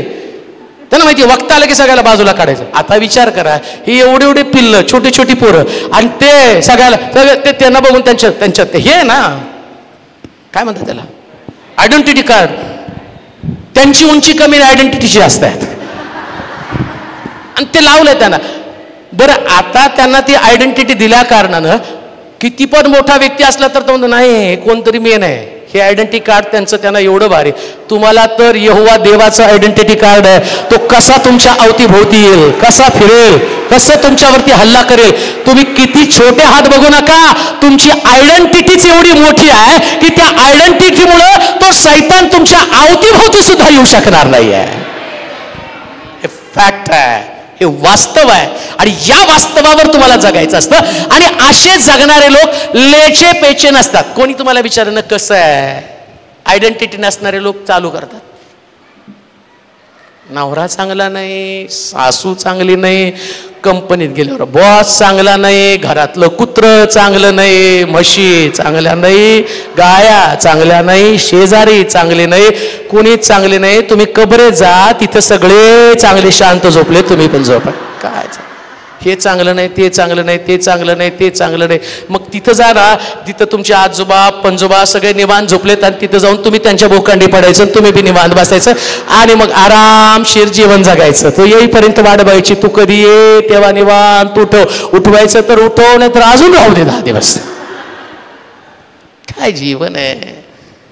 याकोब झगडा करणारा व्यक्ती होता प्रियांनो. लक्षात ठेवा, कितीही वाईट लोकांच्या सहवासात असला पण झगडा केला.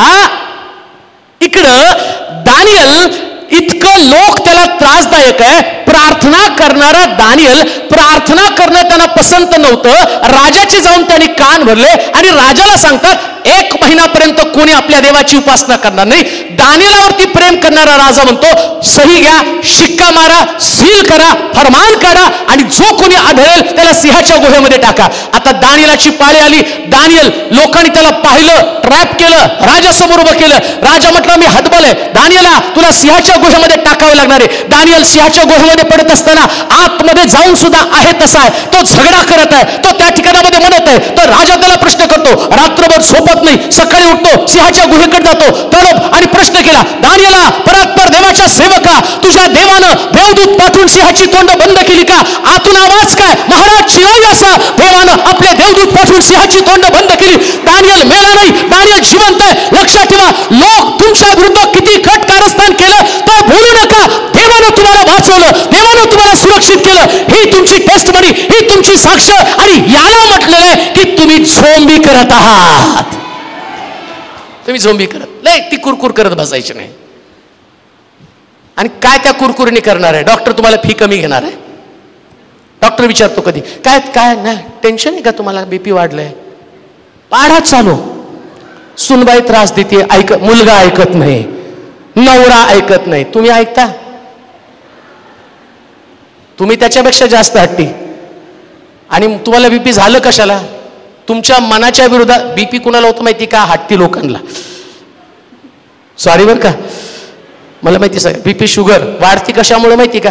शांत राहिलं तर काय वाढत नाही, सारखं वटवट कटकट कॉक ती कोंबडी खुडकुड खुडकुड खुडकुड खुडकुड खुडकुड खुडकुड खुड ते सारखं केल्यावर कसं नाही वाढणार ते बीपी? गप्प बसायचं. हा त्याने गोंधळ घातला, हा आपलं बायबल घ्यायचं, वाचत बसायचं, छान गाणे देवाचे लावायचे, त्याच्यामध्ये तल्लीन व्हायचं, टेन्शनच नाही तुम्हाला.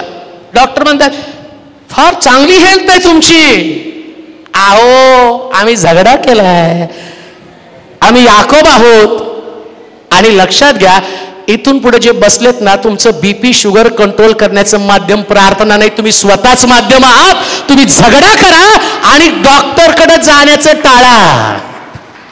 डॉक्टर एकच सांगतात, तुम्हाला खूप त्रास होतो का? काळजी घ्या, 500 रुपये देऊन जा फी. तो नाही कमी करत. 500 रुपये तपासणीचे आणि गोळ्याचे. आणि तो सांगतो महिन्याने येऊन परत चेक करा, म्हणजे अजून 500 रुपयाचा धंदा माझा पक्का ठरलेला आहे. तुम्ही जा, या, पैसे घाला आणि झगडा करू नका. एक गोष्ट ध्यानात ठेवा, असं हेल्दी राहा विदाऊट टेन्शन म्हटलं पाहिजे. ख्रिस्तापासून मला कोणी विभक्त करू शकणार नाही. मी देवावरती भरोसा ठेवणार. ना सिंहाची गुहा ना भट्टी आम्हाला आमच्या मनाची शांती तोडणारे कोणीच नाही. याला म्हटलेलं झगडा करणं. रडून देवाची करुणा भागली. कोणासमोर रडू नका.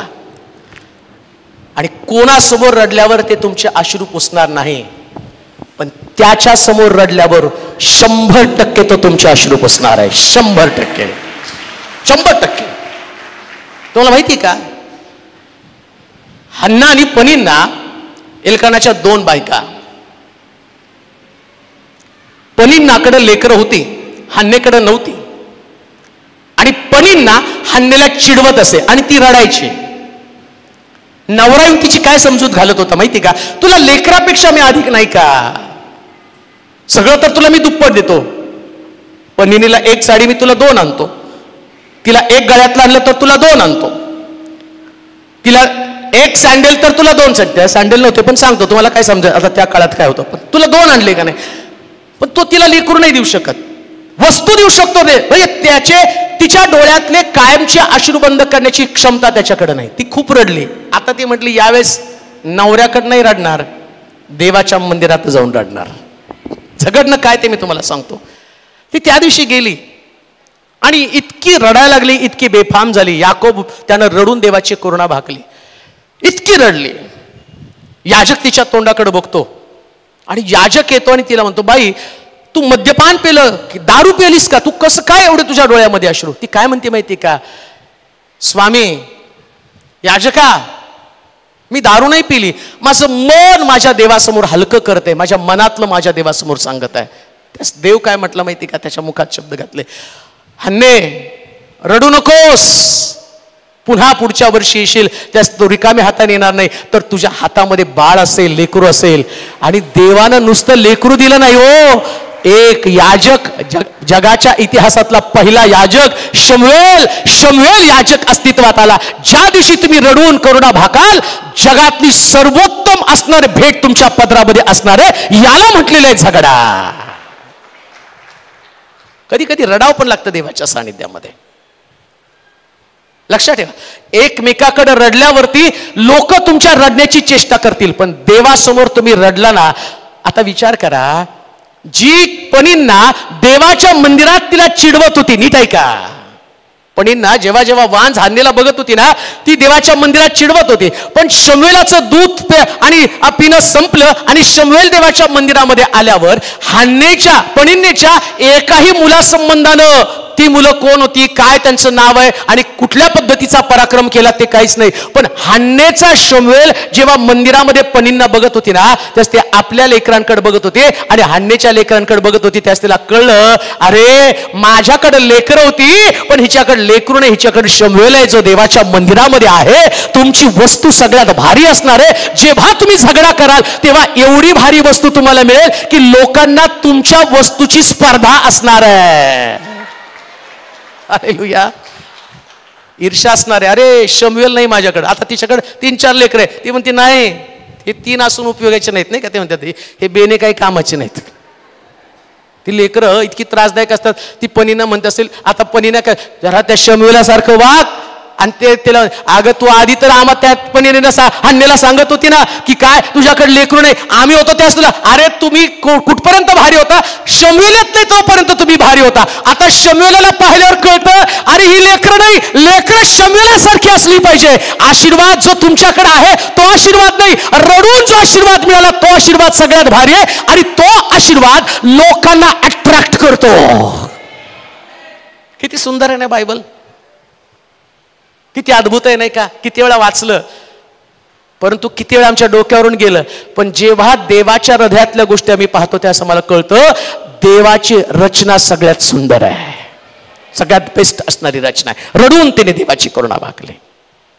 हगार सुद्धा इश्माएलसाठी रडली. इश्माएल स्वतःसाठी रडला, इश्माएलाला बाहेर काढलं आणि इश्माएल झाडाखाली रडला असं लिहिलंय.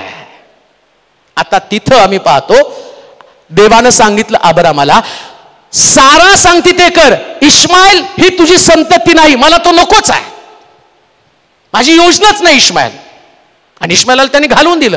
घालवून दिल्यावरती इश्माईलासाठी आणि हगारेसाठी अब्रामानं काय केलं तर अब्रामानं एक पाण्याची मसक आणि दुसरी गोष्ट भाकर दिली आणि रानामध्ये पाठवून दिलं. आता रानात पाठवून दिल्यावर जे होतं ते संपलं, पाणी पण संपलं, भाकर पण संपली. आता हगारेला मोठा प्रश्न पडला, याला वाचवू का मी स्वतः वाचू? आता त्या हगारेनं, ती आई आहे बर का, आई असताना सुद्धा तिनं झाडाखाली त्या इश्माईलाला टाकून दिलं, बाणाच्या टप्प्यात की लांब गेली आणि त्याच्या मरणाची वाट बघत ती थांबली. लक्षात ठेवा, जगातलं कोणतंच नातं तुमचं भविष्य बदलू शकत नाही. कोणतंच नातं तुमचं मरण पण टाळू शकत नाही. प्रत्येक नातं तुम्हाला या जगामध्ये फक्त मरेपर्यंत तुमचं सोबती. हगार इश्माईलाची आई आहे, पण ती त्याच्या मरणाची वाट बघत बसलेली आहे. झाडाखाली त्याला टाकून दिलं. इश्माईल झाडाखाली का रडतो माहिती का? त्याचं रडणं काय होतं? तू जन्माला घातलं, जिच्या पोटी जन्माला घातलं ती मला टाकून देत आहे झाडाखाली, ना भाकर आहे ना पाणी आहे. देवा आता मी मरणार आहे. त्याने देवाला प्रश्न केला असेल, तू मला जन्माला का घातलं? आणि तो रडत आहे. ऐका बरं का, हगार इश्माईल साठी रडत आहे, इश्माईल फ्युचर साठी रडत आहे, भविष्यासाठी रडत आहे, आपलं मरण टळावं याच्यासाठी रडत आहे. आणि असं लिहिलं, त्यानं इश्माईलचं रडणं ऐकलं. याकोबानं रडून देवाची करुणा भाकली, तो झगडला, त्याचं रडणं देवाने ऐकलं. इश्माईल सुद्धा स्वतःसाठी रडत आहे आणि तो विचारतो माझं भविष्य काय? का मी तुम्हाला सांगतो, तुम्ही म्हणाले याला बेस काय आहे? त्याचा बेसच तुम्हाला सांगतो. काही गोष्टी ज्या तुम्हाला शास्त्रामध्ये बारकाईनं वाचून त्याचं रिव्हिलेशन तुम्हाला मिळतं, असं नाही मिळणार. मग तिकडं काय झालं, इकडं तो रडत असताना त्याच्या डोक्यातले विचार की देवा माझं भविष्य काय, मी मरत आहे, माझी आई मला वाचवत नाही. अशा परिस्थितीमध्ये देवानं रानामध्ये हगारेच्या दृष्टीला एक झरा पडला आणि तो झरा पडल्यावर हगारेला ते गेली आणि पाणी आणलं आणि तिकडं देवाचा दूत तिच्याशी बोलताना तो म्हटला, हगारे इश्माईलाला घे, त्याला आपल्या बरोबर घे. इश्माईलाचा प्रश्न माझं भविष्य काय? तो रडत आहे स्वतःसाठी, करुणा भाकत आहे देवाकडं, जिवंत देवाला आरोळी मारत आहे. त्याच देव तो काय म्हणतो माहिती का, याला घेऊन जा, याचं भविष्य काय, याच्यापासून मी एक मोठं राष्ट्र निर्माण करेल. हे त्याचं भविष्य आहे, हे त्याचं भविष्य. जेव्हा तुम्ही करुणा भागता, रडता, युद्ध करता, झोंबी करता, त्यास देव तुम्हाला मरू देत नाही, मोठ्या राष्ट्राचा आशीर्वाद तुम्हाला देत असतो. म्हणून लक्षात ठेवा, या पृथ्वी तलावर राहत असताना असं मरू नका झुडपाखाली रडत रडून देवाला प्रश्न करा माझं भविष्य काय. आणि जेव्हा तुम्ही रडून भागा आणि करुणा भाकाल, एक दिवशी तुम्हाला कळेल. इश्माईलापासून आता लक्षात ठेवा, इश्माईलाशिवाय जगातल्या कोणत्याच देशाचं काही चालत नाही. कारण इश्माईलापासून सगळी अरब राष्ट्र निर्माण झाली आणि जगाला पेट्रोलची गरज आहे. पेट्रोल डिझेल इश्माईल पासून. देवानं त्याला सांगितलं मरू नको. लक्षात ठेवा, जर तुम्ही रडून देवाची करुणा भागाल तर जगाचं तुमच्याशिवाय काही चालणार नाही. जगाला तुमचा आणि तुमची गरज लागणार आहे. लोकांसमोर रडाल, हगारे समोर रडलं तर काय होणार नाही. हगार इश्माईल समोर रडती काय भागत नाही, पण इश्माईल देवासमोर रडतो आणि देवासमोर रडणाऱ्या व्यक्तीला देव असं मोठं करतो की जगातल्या प्रत्येक व्यक्तीला त्या व्यक्तीची गरज लागते. लक्षात ठेवा, जगामध्ये जगताना असा विचार करू नका मला कोणाची गरज नाही. देवासमोर रडा, देव तुम्हाला एवढं मोठं करेल की जगातल्या प्रत्येक व्यक्तीला तुमच्यावरती अवलंबून राहावं. तुमचा परिवार, तुमची मंडळी, तुम्ही काम करता त्या ठिकाणामध्ये लोकांना तुमच्याशिवाय जमणारच नाही.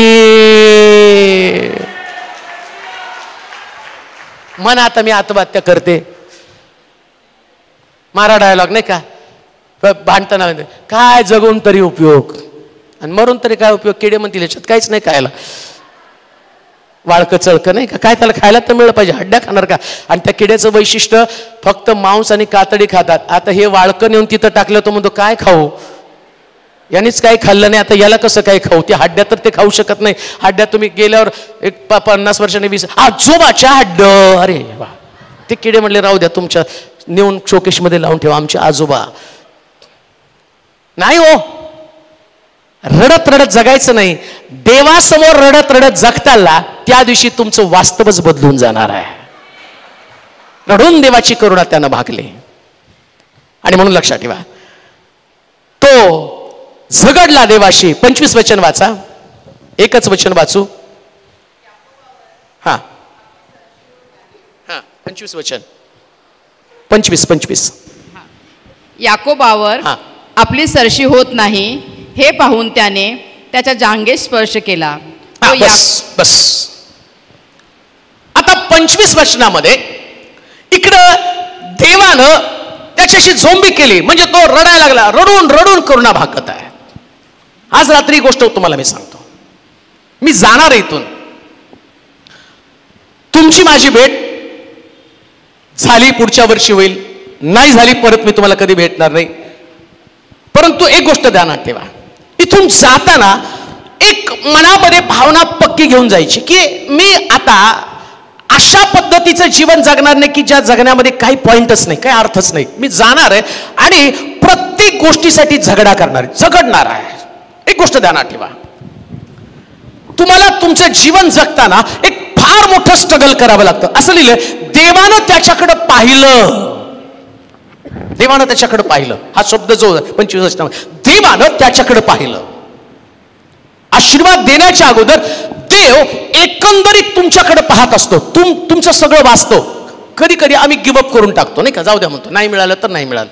मग आमची प्रार्थना पण कशी असते पहा, देवा तुझी इच्छा असेल तर ते होऊ द्या आम्हाला. आता येशू ख्रिस्त त्या 38 वर्षाच्या दुखणे करायला त्यांनी प्रश्न केला, तुला बरं होण्याची देव, आणि प्रार्थना करताना आम्ही प्रार्थना तुझ्या इच्छेप्रमाणे हो अशी प्रार्थना करतो. परंतु ज्यावेळेस 38 वर्षाच्या दुखणेकराकडे तो गेला तर त्याला पहिला प्रश्न केला, तुला बरं होण्याची इच्छा आहे का? बऱ्याच वेळा आमच्या जीवनातली बरीच वर्ष इच्छा नसल्या कारणानं तिथंच तलावाजवळ गेलेली असते वाया. आम्ही परंपरागत ख्रिस्ती आहोत, पिढ्यांचे ख्रिस्ती आहोत, परंतु जर आमचं जीवन पाहिलं ना तर आमच्या जीवनामध्ये फार मोठा संघर्ष चालू आहे. का तर आमची इच्छा नाहीये.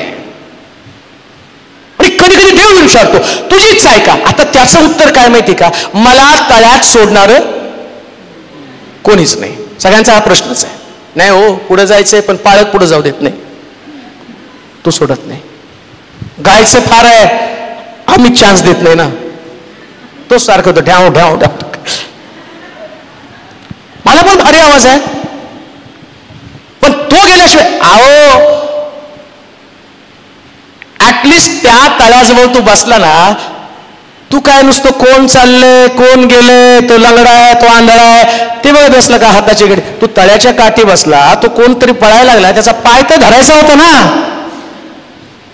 चल थांब, काल तुझा नातेवाईक, आज तुझा नातेवाईक, काल मामा आणला, आज काका आणला, उद्या पावशी आणली, मग पुत्र्या, ह्या सगळ्याला जाऊन तू बरं, मला कोण पाय धरायचा आणि त्याला बरं व्हायचं तर तो तुम्हाला फरफर फरफर फरफर पडून तो एवढी मारेल तुम्ही. पण 38 वर्ष तेच बघ, कोण गेला, मामा गेला, आज काका गेला, आज हा गेला, तो झाला, 38 वर्ष गेली. कंटाळा येशूला चला, हे बुजगावनं असं हलणार नाही, आता याला जाऊन मला हलवावं लागणार आहे. आणि तो आला आणि त्याला विचार, काय बाबा तुला बरं होण्याची इच्छा आहे का? नाही ना, मला तुला मी विचारतो काय उत्तर देतो काय? बरेच लोक असेच आहेत, याच्यामुळे मला सोडणारं कोणी नाही, मला सोडणारं कोणी नाही, मला सोडणारं कोणी नाही, मला सोडणार. अरे येशू तुला तळ्यात नाही, तिथं जागेवरती आरोग्य द्यायला तयार आहे. लक्षात ठेवा, कोणाची वाट पाहू नका, जो तुमच्यामध्ये आहे तो तुम्हाला पुढे घेऊन जाणार आहे.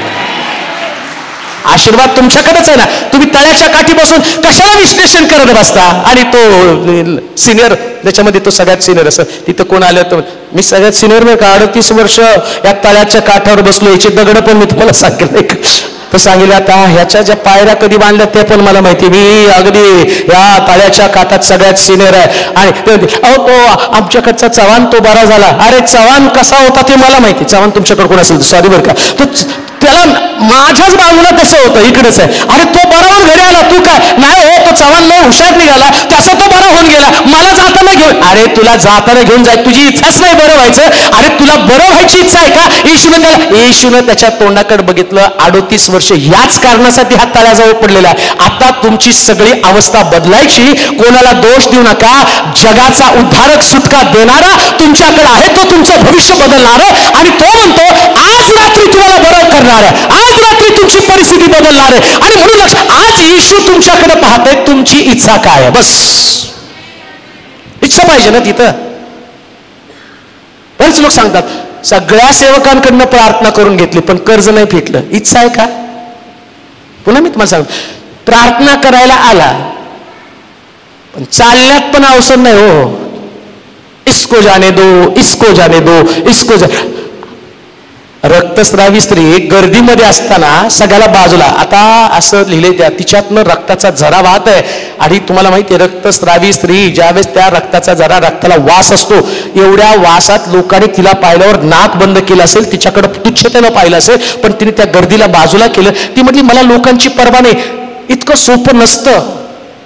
तुम्ही ज्यावेळेस एखाद्या वक्त्याजवळ प्रार्थनेला जाताना तिथे बॉडीगार्ड्स असतात, ते तुम्हाला त्याच्या जवळ पण जाऊ देत नाही. येशूच्या वेळेला तसंच झालं असेल. कशी ती पोचली असेल, कसं त्या बाईला लोकांनी धक्केबुक्की केले असतील, पण तिची भावना जी होती ना, नाही मला आज काही केलं, सगळं संपलंय, माझी इच्छा आहे मला बरं व्हायचं. आणि बरं होताना तिच्या मनात बरं होण्याची कल्पना पण तिने स्पष्ट केली. अजूनपर्यंत अशा पद्धतीने कोणी बरं झालं नव्हतं, पण तिनं ठरवलं होतं मी जाते, त्याच्या वस्त्राच्या गोंड्याला स्पर्श करते आणि बरं होते. तिची इच्छा, तिच्या आतमधला फोर्स तिला सांगत आहे. अजूनपर्यंत येशूच्या वस्त्राच्या गोंड्याला कोणी स्पर्श करून बरं झालंच नव्हतं. मग तिला हे कुठून आलं होतं? तिला माहिती आहे हा येशू जो आहे तो साधारण नाही, याचा अभिषेक हातात नाही, वस्त्राच्या काठापर्यंत पण याचा अभिषेक आहे. आणि आता जाईल आणि त्याच्या वस्त्राच्या गोंड्याला स्पर्श करतील. त्या दिवशी अनेक लोकांचा हात वस्त्राला लागला, परंतु ते बरे झाले नाहीत. परंतु या बाईच्या इच्छेनं येशू ख्रिस्ताची शक्ती वस्त्राच्या गोंड्यामध्ये आणली. आणि येशू म्हणतो कोणीतरी मला स्पर्श केला. ते म्हटले एवढे लोक आहेत त्यांनी स्पर्श केला आणि त्याचा तो म्हटला नाही, हा स्पर्श तसा नाही. या स्पर्शामध्ये फिलिंग्स आहेत, भावना आहेत, विश्वास आहे. आणि या स्पर्शानं माझ्यातली शक्ती गेली आणि कोणतरी बरं झालं. आज रात्री अशाच पद्धतीनं तुमच्यातला फिलिंग्स, तुमच्यातल्या भावना आणि तुमच्यामधला विश्वास तुमच्या जीवनाचं परिवर्तन, तुमच्या परिस्थितीचं परिवर्तन करणारे. लक्षात ठेवा, 38 वर्ष वाया घालवली. आजच्या दिवसात 1 सेकंद सुद्धा वाया घालवू नका, 1 मिनिट सुद्धा वाया घालवू नका. जाताना असं जाऊ नका, असा विश्वास असला पाहिजे. आता ड्युटीवरती गेलं तर सगळं वातावरण बदललेलं आहे. आता घरी गेल्यावर घरातले लोक बदलले. ही फिलिंग्स, ही भावना, ही परिस्थिती तुम्हाला इन्स्पायर करते आणि तुम्ही विश्वासाने जाता. आता विचार करा, जे लोक तिला जाऊ देत नव्हते, तिकडे येशू म्हणतो मला कोणी स्पर्श केला. आणि तिकडे ती बाई म्हणती प्रभूची मी आहे. ईश्वरला इकडे घाबरू नकोस. सगळ्या लोकांसमोर तिला उभं केलं. तुझ्या विश्वासानं तुला बरं केलं. आधी लोक तिला पाहिल्यावर नाक डोळे बुरडत होते, आता लोक तिला पाहून सगळ्यांचे डोळे मोठे झाले. का? अरे ही येताना रक्तस्राव आणि वास होता, पण जाताना सुगंधित होऊन चाललेली आहे. हिच्याकडे टेस्टमनी, हिच्याकडे साक्ष आहे. लक्षात ठेवा, येताना कसं पण या, पण जाताना मात्र लोकांनी तुम्हाला टकमक टकमक बघितलं पाहिजे. आणि त्यांनी म्हटलं पाहिजे अरे याकोबाचा आशीर्वाद घेऊन चाललेत रे, याकोबाचा आशीर्वाद घेऊन चाललेले, जोंबी केलेली आहे. तसं जाऊ नका, अन्यथा अजून सभा होणार, अजून वक्ते येणार आणि त्या वक्त्यांमध्ये जशी गर्दी येशूच्या मागे, तसं तुम्ही ऐकण्यासाठी पण ऐकणारे बनू नका. मिरॅकल वाहणारे लोक बना, चमत्कार वाहणारे लोक, साक्ष बनवणारे लोक असा. लक्षात ठेवा, तुम्ही एवढं फोकस मध्ये आलं पाहिजे ना, एवढं साक्ष लोक तुमच्या अवतीभोवती फिरले पाहिजे. आज तुम्ही मला इथून गेलं की मला परत सांगलीला जायचंय. आता का सांगलीला जायचंय? हे आठवड्यात मध्ये हे संपलं की बुधवार, गुरुवार, शुक्रवार पुन्हा सांगलीमध्ये तिथं मीटिंग. कसं लोक अजून कितीतरी मीटिंग मी कॅन्सल केली. म्हणजे काय मी फार भारी बोलतो असं नाही. हो नाही, साक्ष घडली हो, झोंबी केली, मिळालंय, रडलो एकेकाळी, परिस्थितीला टक्कर दिलेली आहे. एकेकाळी माझं सगळं संपलं होतं, मी पण सुसाईड करणार होतो. एकेकाळी माझं सगळं लाईफ बर्बाद झालं होतं. पुष्कळ सोलापुरातले लोक त्यांना विचारा, सगळं संपलं होतं. बोलवलं लोकांनी, सांगितलं तुझी सेवा संपली, आता राहू नकोस. मी पण म्हटलं सगळं संपलंय, पण म्हटलं नाही, मरायचं नाही, प्रभूसाठी उभं राहायचं. आज उभं राहिलो का? तुम्ही बोलवत आहात याचं कारण एकच आहे, त्यानं त्याच्यातलं सामर्थ्य मला दिलं. आता जाताना असं जाऊ नका, त्याच्यातलं सामर्थ्य घेऊन जा. असं सामर्थ्य की लोकांच्या नजरेत तुमचा परिवार, तुमची बिझनेस, तुमची नोकरी, सगळं काही आलं पाहिजे. त्यास लोक तुमच्याकडे बघतील. तुम्ही साधारण लोक नाही. आज त्याच जसं काल सकाळी बायबल स्टडी मध्ये आम्ही पाहिलं, तो दिसायला आणि लाखात एक होता आणि त्याच्यावरती तेज होतं. लुसिफर तेजस्वी होता, लुसिफर तेजस्वी, लुसिफरचं तेज निघून गेलं. परंतु तेज कुणाला मिळालं? मोशे डोंगरावरती गेला आणि शास्त्र सांगतं 40 दिवस 40 रात्रीला खाली आला. लुसिफरचं गेलेलं तेज मोशीला मिळालं. आता मोशीचं तेज गेलं, आता त्या प्रकारचं तेज आमच्याकडे यायला पाहिजे. तेजस्वी तेजस्वी तेजस्वी तेजस्वी अशा प्रकारचं तेजस्वी जीवन की जाताना तुम्ही आहे तसं नाही, लोकांनी तुला मला पाहिल्या बरोबर कळलं पाहिजे. हो, काय तेज आहे, काय तेज आहे, काय प्रभूचं सामर्थ्य आहे. सामर्थ्यशाली जीवन जगा. आत्मिक जीवन जगताना कोपऱ्यातलं जीवन जगू नका, फ्रंटवरचं जीवन जगा. फ्रंटवरचं प्रियानो, फ्रंटवरचं जीवन जगा. आणि म्हणून अजून एक गोष्ट तिथं सांगतो, इकडं त्यानं त्याला पाहिलं. देव तुम्हाला पाहत आहे. लास्ट शेवटचा मुद्दा सांगतो. खूप सांगायचं आहे पुण्यातल्या लोकांना, सांगण्यासाठी माझ्याकडे खूप स्टॉक आहे. मला कधी पण पुण्याने बोलवलं ना, मला आवडतं की पुण्यातल्या लोकांना देवाचं वचन सांगावं, कारण मी तुमच्याकडचाच आहे. परंतु प्रभूनं काहीतरी मला वेगळं दिलंय आणि माझी तळमळ असते की ते तुमच्यापर्यंत पोहोचावं. आणि म्हणून कोणी पुण्यात म्हटलं नाही या म्हटलं की मी लगेच बेल्ट बांधून तारून चला पुण्याच्या लोकांना सांगायचं का? कारण आता ज्या पुण्यात माझा जन्म झाला ते पुणे माझं ठिकाण आहे. येशू ख्रिस्ताला सुद्धा आपल्या गावाविषयीचा कळवळा होता, तसं मला पुण्याचा कळवळा आहे. पुण्याचे लोक लेचे पेचे नाहीत, तर त्यांनी सामर्थ्यशाली लोक बनावं, अभिषेकानं परिपूर्ण व्हावं. आणि लक्षात ठेवा, तिकडं देवानं त्याला पाहिलं आणि आशीर्वाद देण्याच्या अगोदर प्रभूने एक काम केलं, त्याच्या जांघेला स्पर्श करून टाकला. देव फार विचित्र आहे बरं का. आशीर्वाद देतो ना तर पहिल्यांदा जांघेला स्पर्श करतो. आणि असं लिहिलं, याकोब जांघेला स्पर्श केल्यावर लंगडत लंगडत चालला. आधी उड्या मारत मारत येतात, माय ऐसा हो मय वैसा हो, नाही का? बरेच लोक म्हणतात खूप छान नोकरी, एवढा तुम्हाला पगार नाही. ऑफिसमध्ये मी एकटाच हुशार आहे. अहो तुमच्या घरामध्ये सगळ्या लोकांकडं साधी साधी घरं तुमच्याकडं नाही. आमच्या घरात सगळ्यात ज्ञानी मीच ना, मला जास्त समजतं, मला जास्त अक्कल. माझ्या भावांना अक्कल नाही. चाला ताठामध्ये देव भेटल्याबरोबर लंगड्यालाच लावतो. आता तो काय म्हणतो, देव भेटल्यावर नाही एवढी सुंदर नोकरी मी नाही हो, देवाने दिली. आता एका पायावर चालला, आधी 2 पायावर चालत होता आणि म्हणत होता माझ्या ज्ञानानं मला मिळालं, मी हुशार आहे, मी अमकं केलं. पण प्रभू भेटल्यावर तो म्हणतो नाही, आता मी भेटल्याचं चिन्ह तू तुझी बडाई मारणार नाही, देव भेटल्याची बडाई मारणार. म्हणून याकोबानं पनिएल हा शब्द वापरला. का? पनिएल या ठिकाणी देव मला भेटला आणि मी आशीर्वादित झालो. मग म्हटलं इस्रायल, अब्राम, इसाक आणि याकोब याचा देव. देव ज्या दिवशी तुम्हाला भेटतो ना त्या दिवशी तुमचं चालच बदलून जाते. देव भेटल्याचं चिन्ह काय? चाल बदलली, चाल चलवणूक. ज्याची चाल चलवणूक बदलली नाही त्याला देव भेटला नाही. त्यांनी प्रार्थना केल्या. चाल चलवणूक तीच आहे, पाकिट मार. चाल चलवणूक तीच आहे, तंबाखू बहादूर. चाल चलवणूक तीच आहे, गुटखा प्लेअर, नाही का? क्रिकेट प्लेअर नाही पण गुटखा प्लेअर. चाल चलवणूक तीच आहे, भांडखोर. मी आता खाली त्याचं नाव बदललं. तो मुद्दा आता मला तुम्हाला सांगता येत नाही, कारण तो मुद्दा सांगितला. तो म्हटला इथून पुढे तुला याकोब नाही, तुला इस्रायल म्हणतील. आणि त्याने देवाने त्याला तुझं नाव काय? तो म्हटला याकोब. देवानं आता विचार करा, नाथानिएल अंजिराच्या झाडाखाली थांबला. त्या येशू त्याला म्हणतो नथानिएला तू कुणाचा मुलगा आहे ते पण सांगितलं, तू त्या झाडाखाली होता ते पण मला माहिती. याकोबाचं नाव देवाला माहित नाही, तो याकोब आहे. पण त्याने विचारलं तुझं नाव सांग. तो म्हटला माझं नाव याकोब. आणि याकोब या शब्दाचा अर्थ फसव्या. त्याच्या भावाला त्यांनी फसवलं, फसव्या. आणि देवाला त्याच्या मुखातनं कबूल करायचं होतं, तू फसव्या आहे. जोपर्यंत तू कबूल होत नाही तू फसव्या आहे. तो आम्हाला पण तुझं नाव काय? मी भांडखोर आहे. तो मग तो कबूल हो आधी. तुझं नाव काय? मी निंदा करणार आहे. तुझं नाव काय? मी अपमान करणार आहे. तुझं नाव काय? मी काड्या लावणार आहे, भांड लावणार. बऱ्याच लोकांचं नाव आगलावे असतं, म्हणजे नावाने आग लावणार पण तिथे कुठं गेले तर गप्प बसत नाहीत. एक पिल्लू हळूच सोडायचं आणि ते पिल्लू वळवळ वळवळ वळवळ करत नाही का? उंदीर घरात शिरलं सगळं घर नाचायला लागतं ना, तसं अशी डान्स सगळीकडे चालतं, एवढी भांडणं लावतात ना. आणि मग तो तुझं नाव काय? तो म्हणतो आग लावा, भांडणं पेरणारा. कबूल करायचं आम्ही काय? तिथं जाऊन देवा मी तर हेच सोपी प्रार्थना नाही का आमची. आणि ते प्रार्थना करताना मी राख आहे, धूळ आहे, कचरा आहे. कशाला हा कचरा मंदिरात आणतो? मी राख आहे, धूळ आहे, कचरा आहे, डेकून आहे, उंदीर आहे, झुरळ. काही लोक म्हणतात मी झुरळ आहे. अरे घरात ठेवत नाही झुरळ, चर्चमध्ये कसे काय ठेवायचे? त्यांच्या बेगॉन स्प्रे मारून यांना काढून टाका. का तर तुम्हाला ते मी राख आहे. अरे नाही, तू फसव्या आहे. आता इथून पुढे तुला याकोब कोणी म्हणणार नाही, तुला म्हणतील इस्रायल. का? तुझं नावही बदललं आणि तुझा स्वभाव पण बदलून टाकला. हे परिवर्तन आहे. आशीर्वाद देण्याच्या अगोदर देव नाव म्हणजे तुमचा स्वभाव बदलतो, नाव बदलून टाकतो. तो काय म्हणतो ना, हे केलं नाही तर मी तुझं नाव बदलून टाकेल. अहो देव म्हणतो परिवर्तन झाल्यावर मी तुझं नाव बदलेल. असंच नाही नाव बदलत, उगाच डायलॉग मारायचा ते नाही.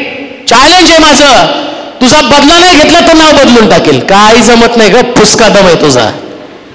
आणि तुम्ही नाव नाही बदलत, तुम्ही नाव बदललं ते तुम्हाला जेलमध्ये घेऊन जातं. पण देव ज्यावेळेस नाव बदलतो त्या जगासाठी तुम्ही आशीर्वादित होता. देवानं तुमचं नाव बदललं पाहिजे. देवाला म्हटलं फसव्या नाव नको, याचं नाव आशीर्वादित का, हा माझ्याशी झगडलेला आहे. लक्षात घ्या, आज रात्री प्रभू तुमचा स्वभाव, तुमचं नाव बदलणार आहे. आणि असं नाव बदलेल की लोक ज्यास याकोबाकडे पाहतात ते म्हणतात तो याकोब नाही, अरे हा इस्रायल आहे.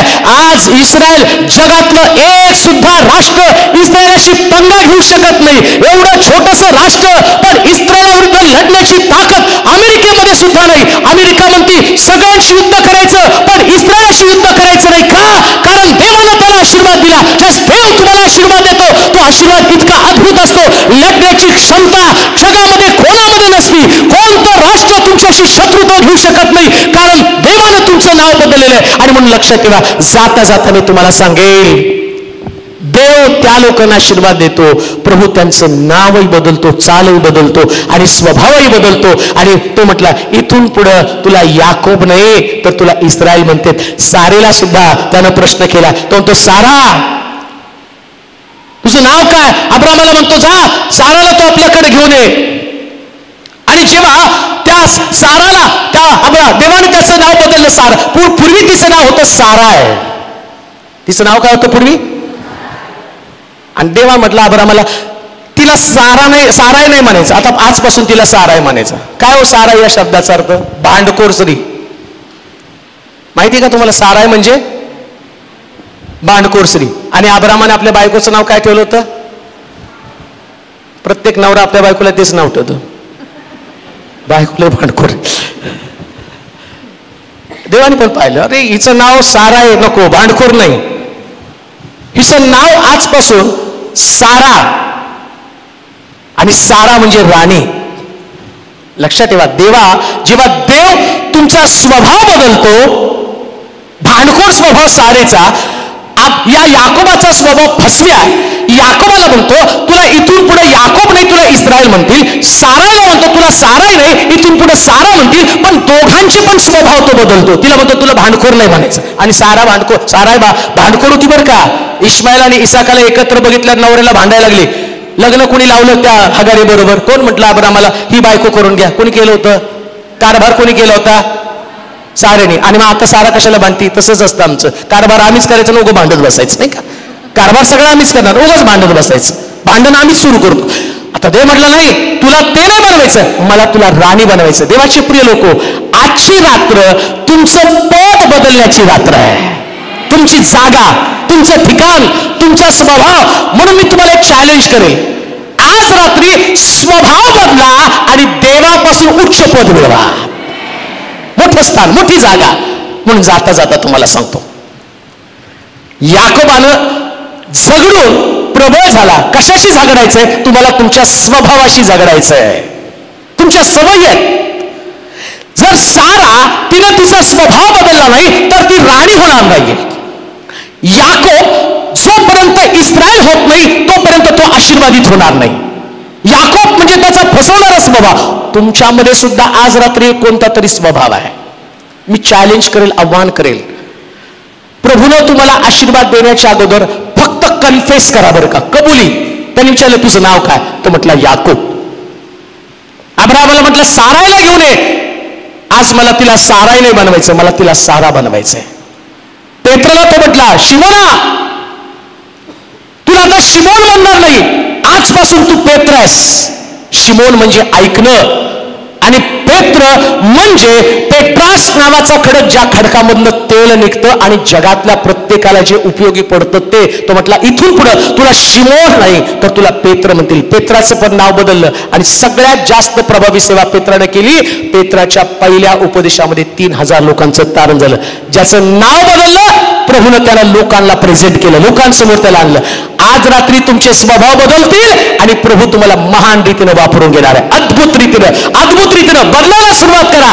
लोकांकडे पाहून बदलू नका, जो बदलणार आहे. म्हणून असं म्हटलं, पाण्याचा द्राक्षरस होत असताना पाण्यानं येशूकडे पाहिलं आणि येशूनं पाण्याकडे पाहिलं आणि दोघं एकमेकाकडे बघत असताना पाण्यानं येशूला आतमध्ये घेतलं आणि पाण्याचा रंग बदलला. आधी पाण्याला रंग नव्हता, पण येशूनं बघितल्याबरोबर पाण्याचा रंग लाल झाला.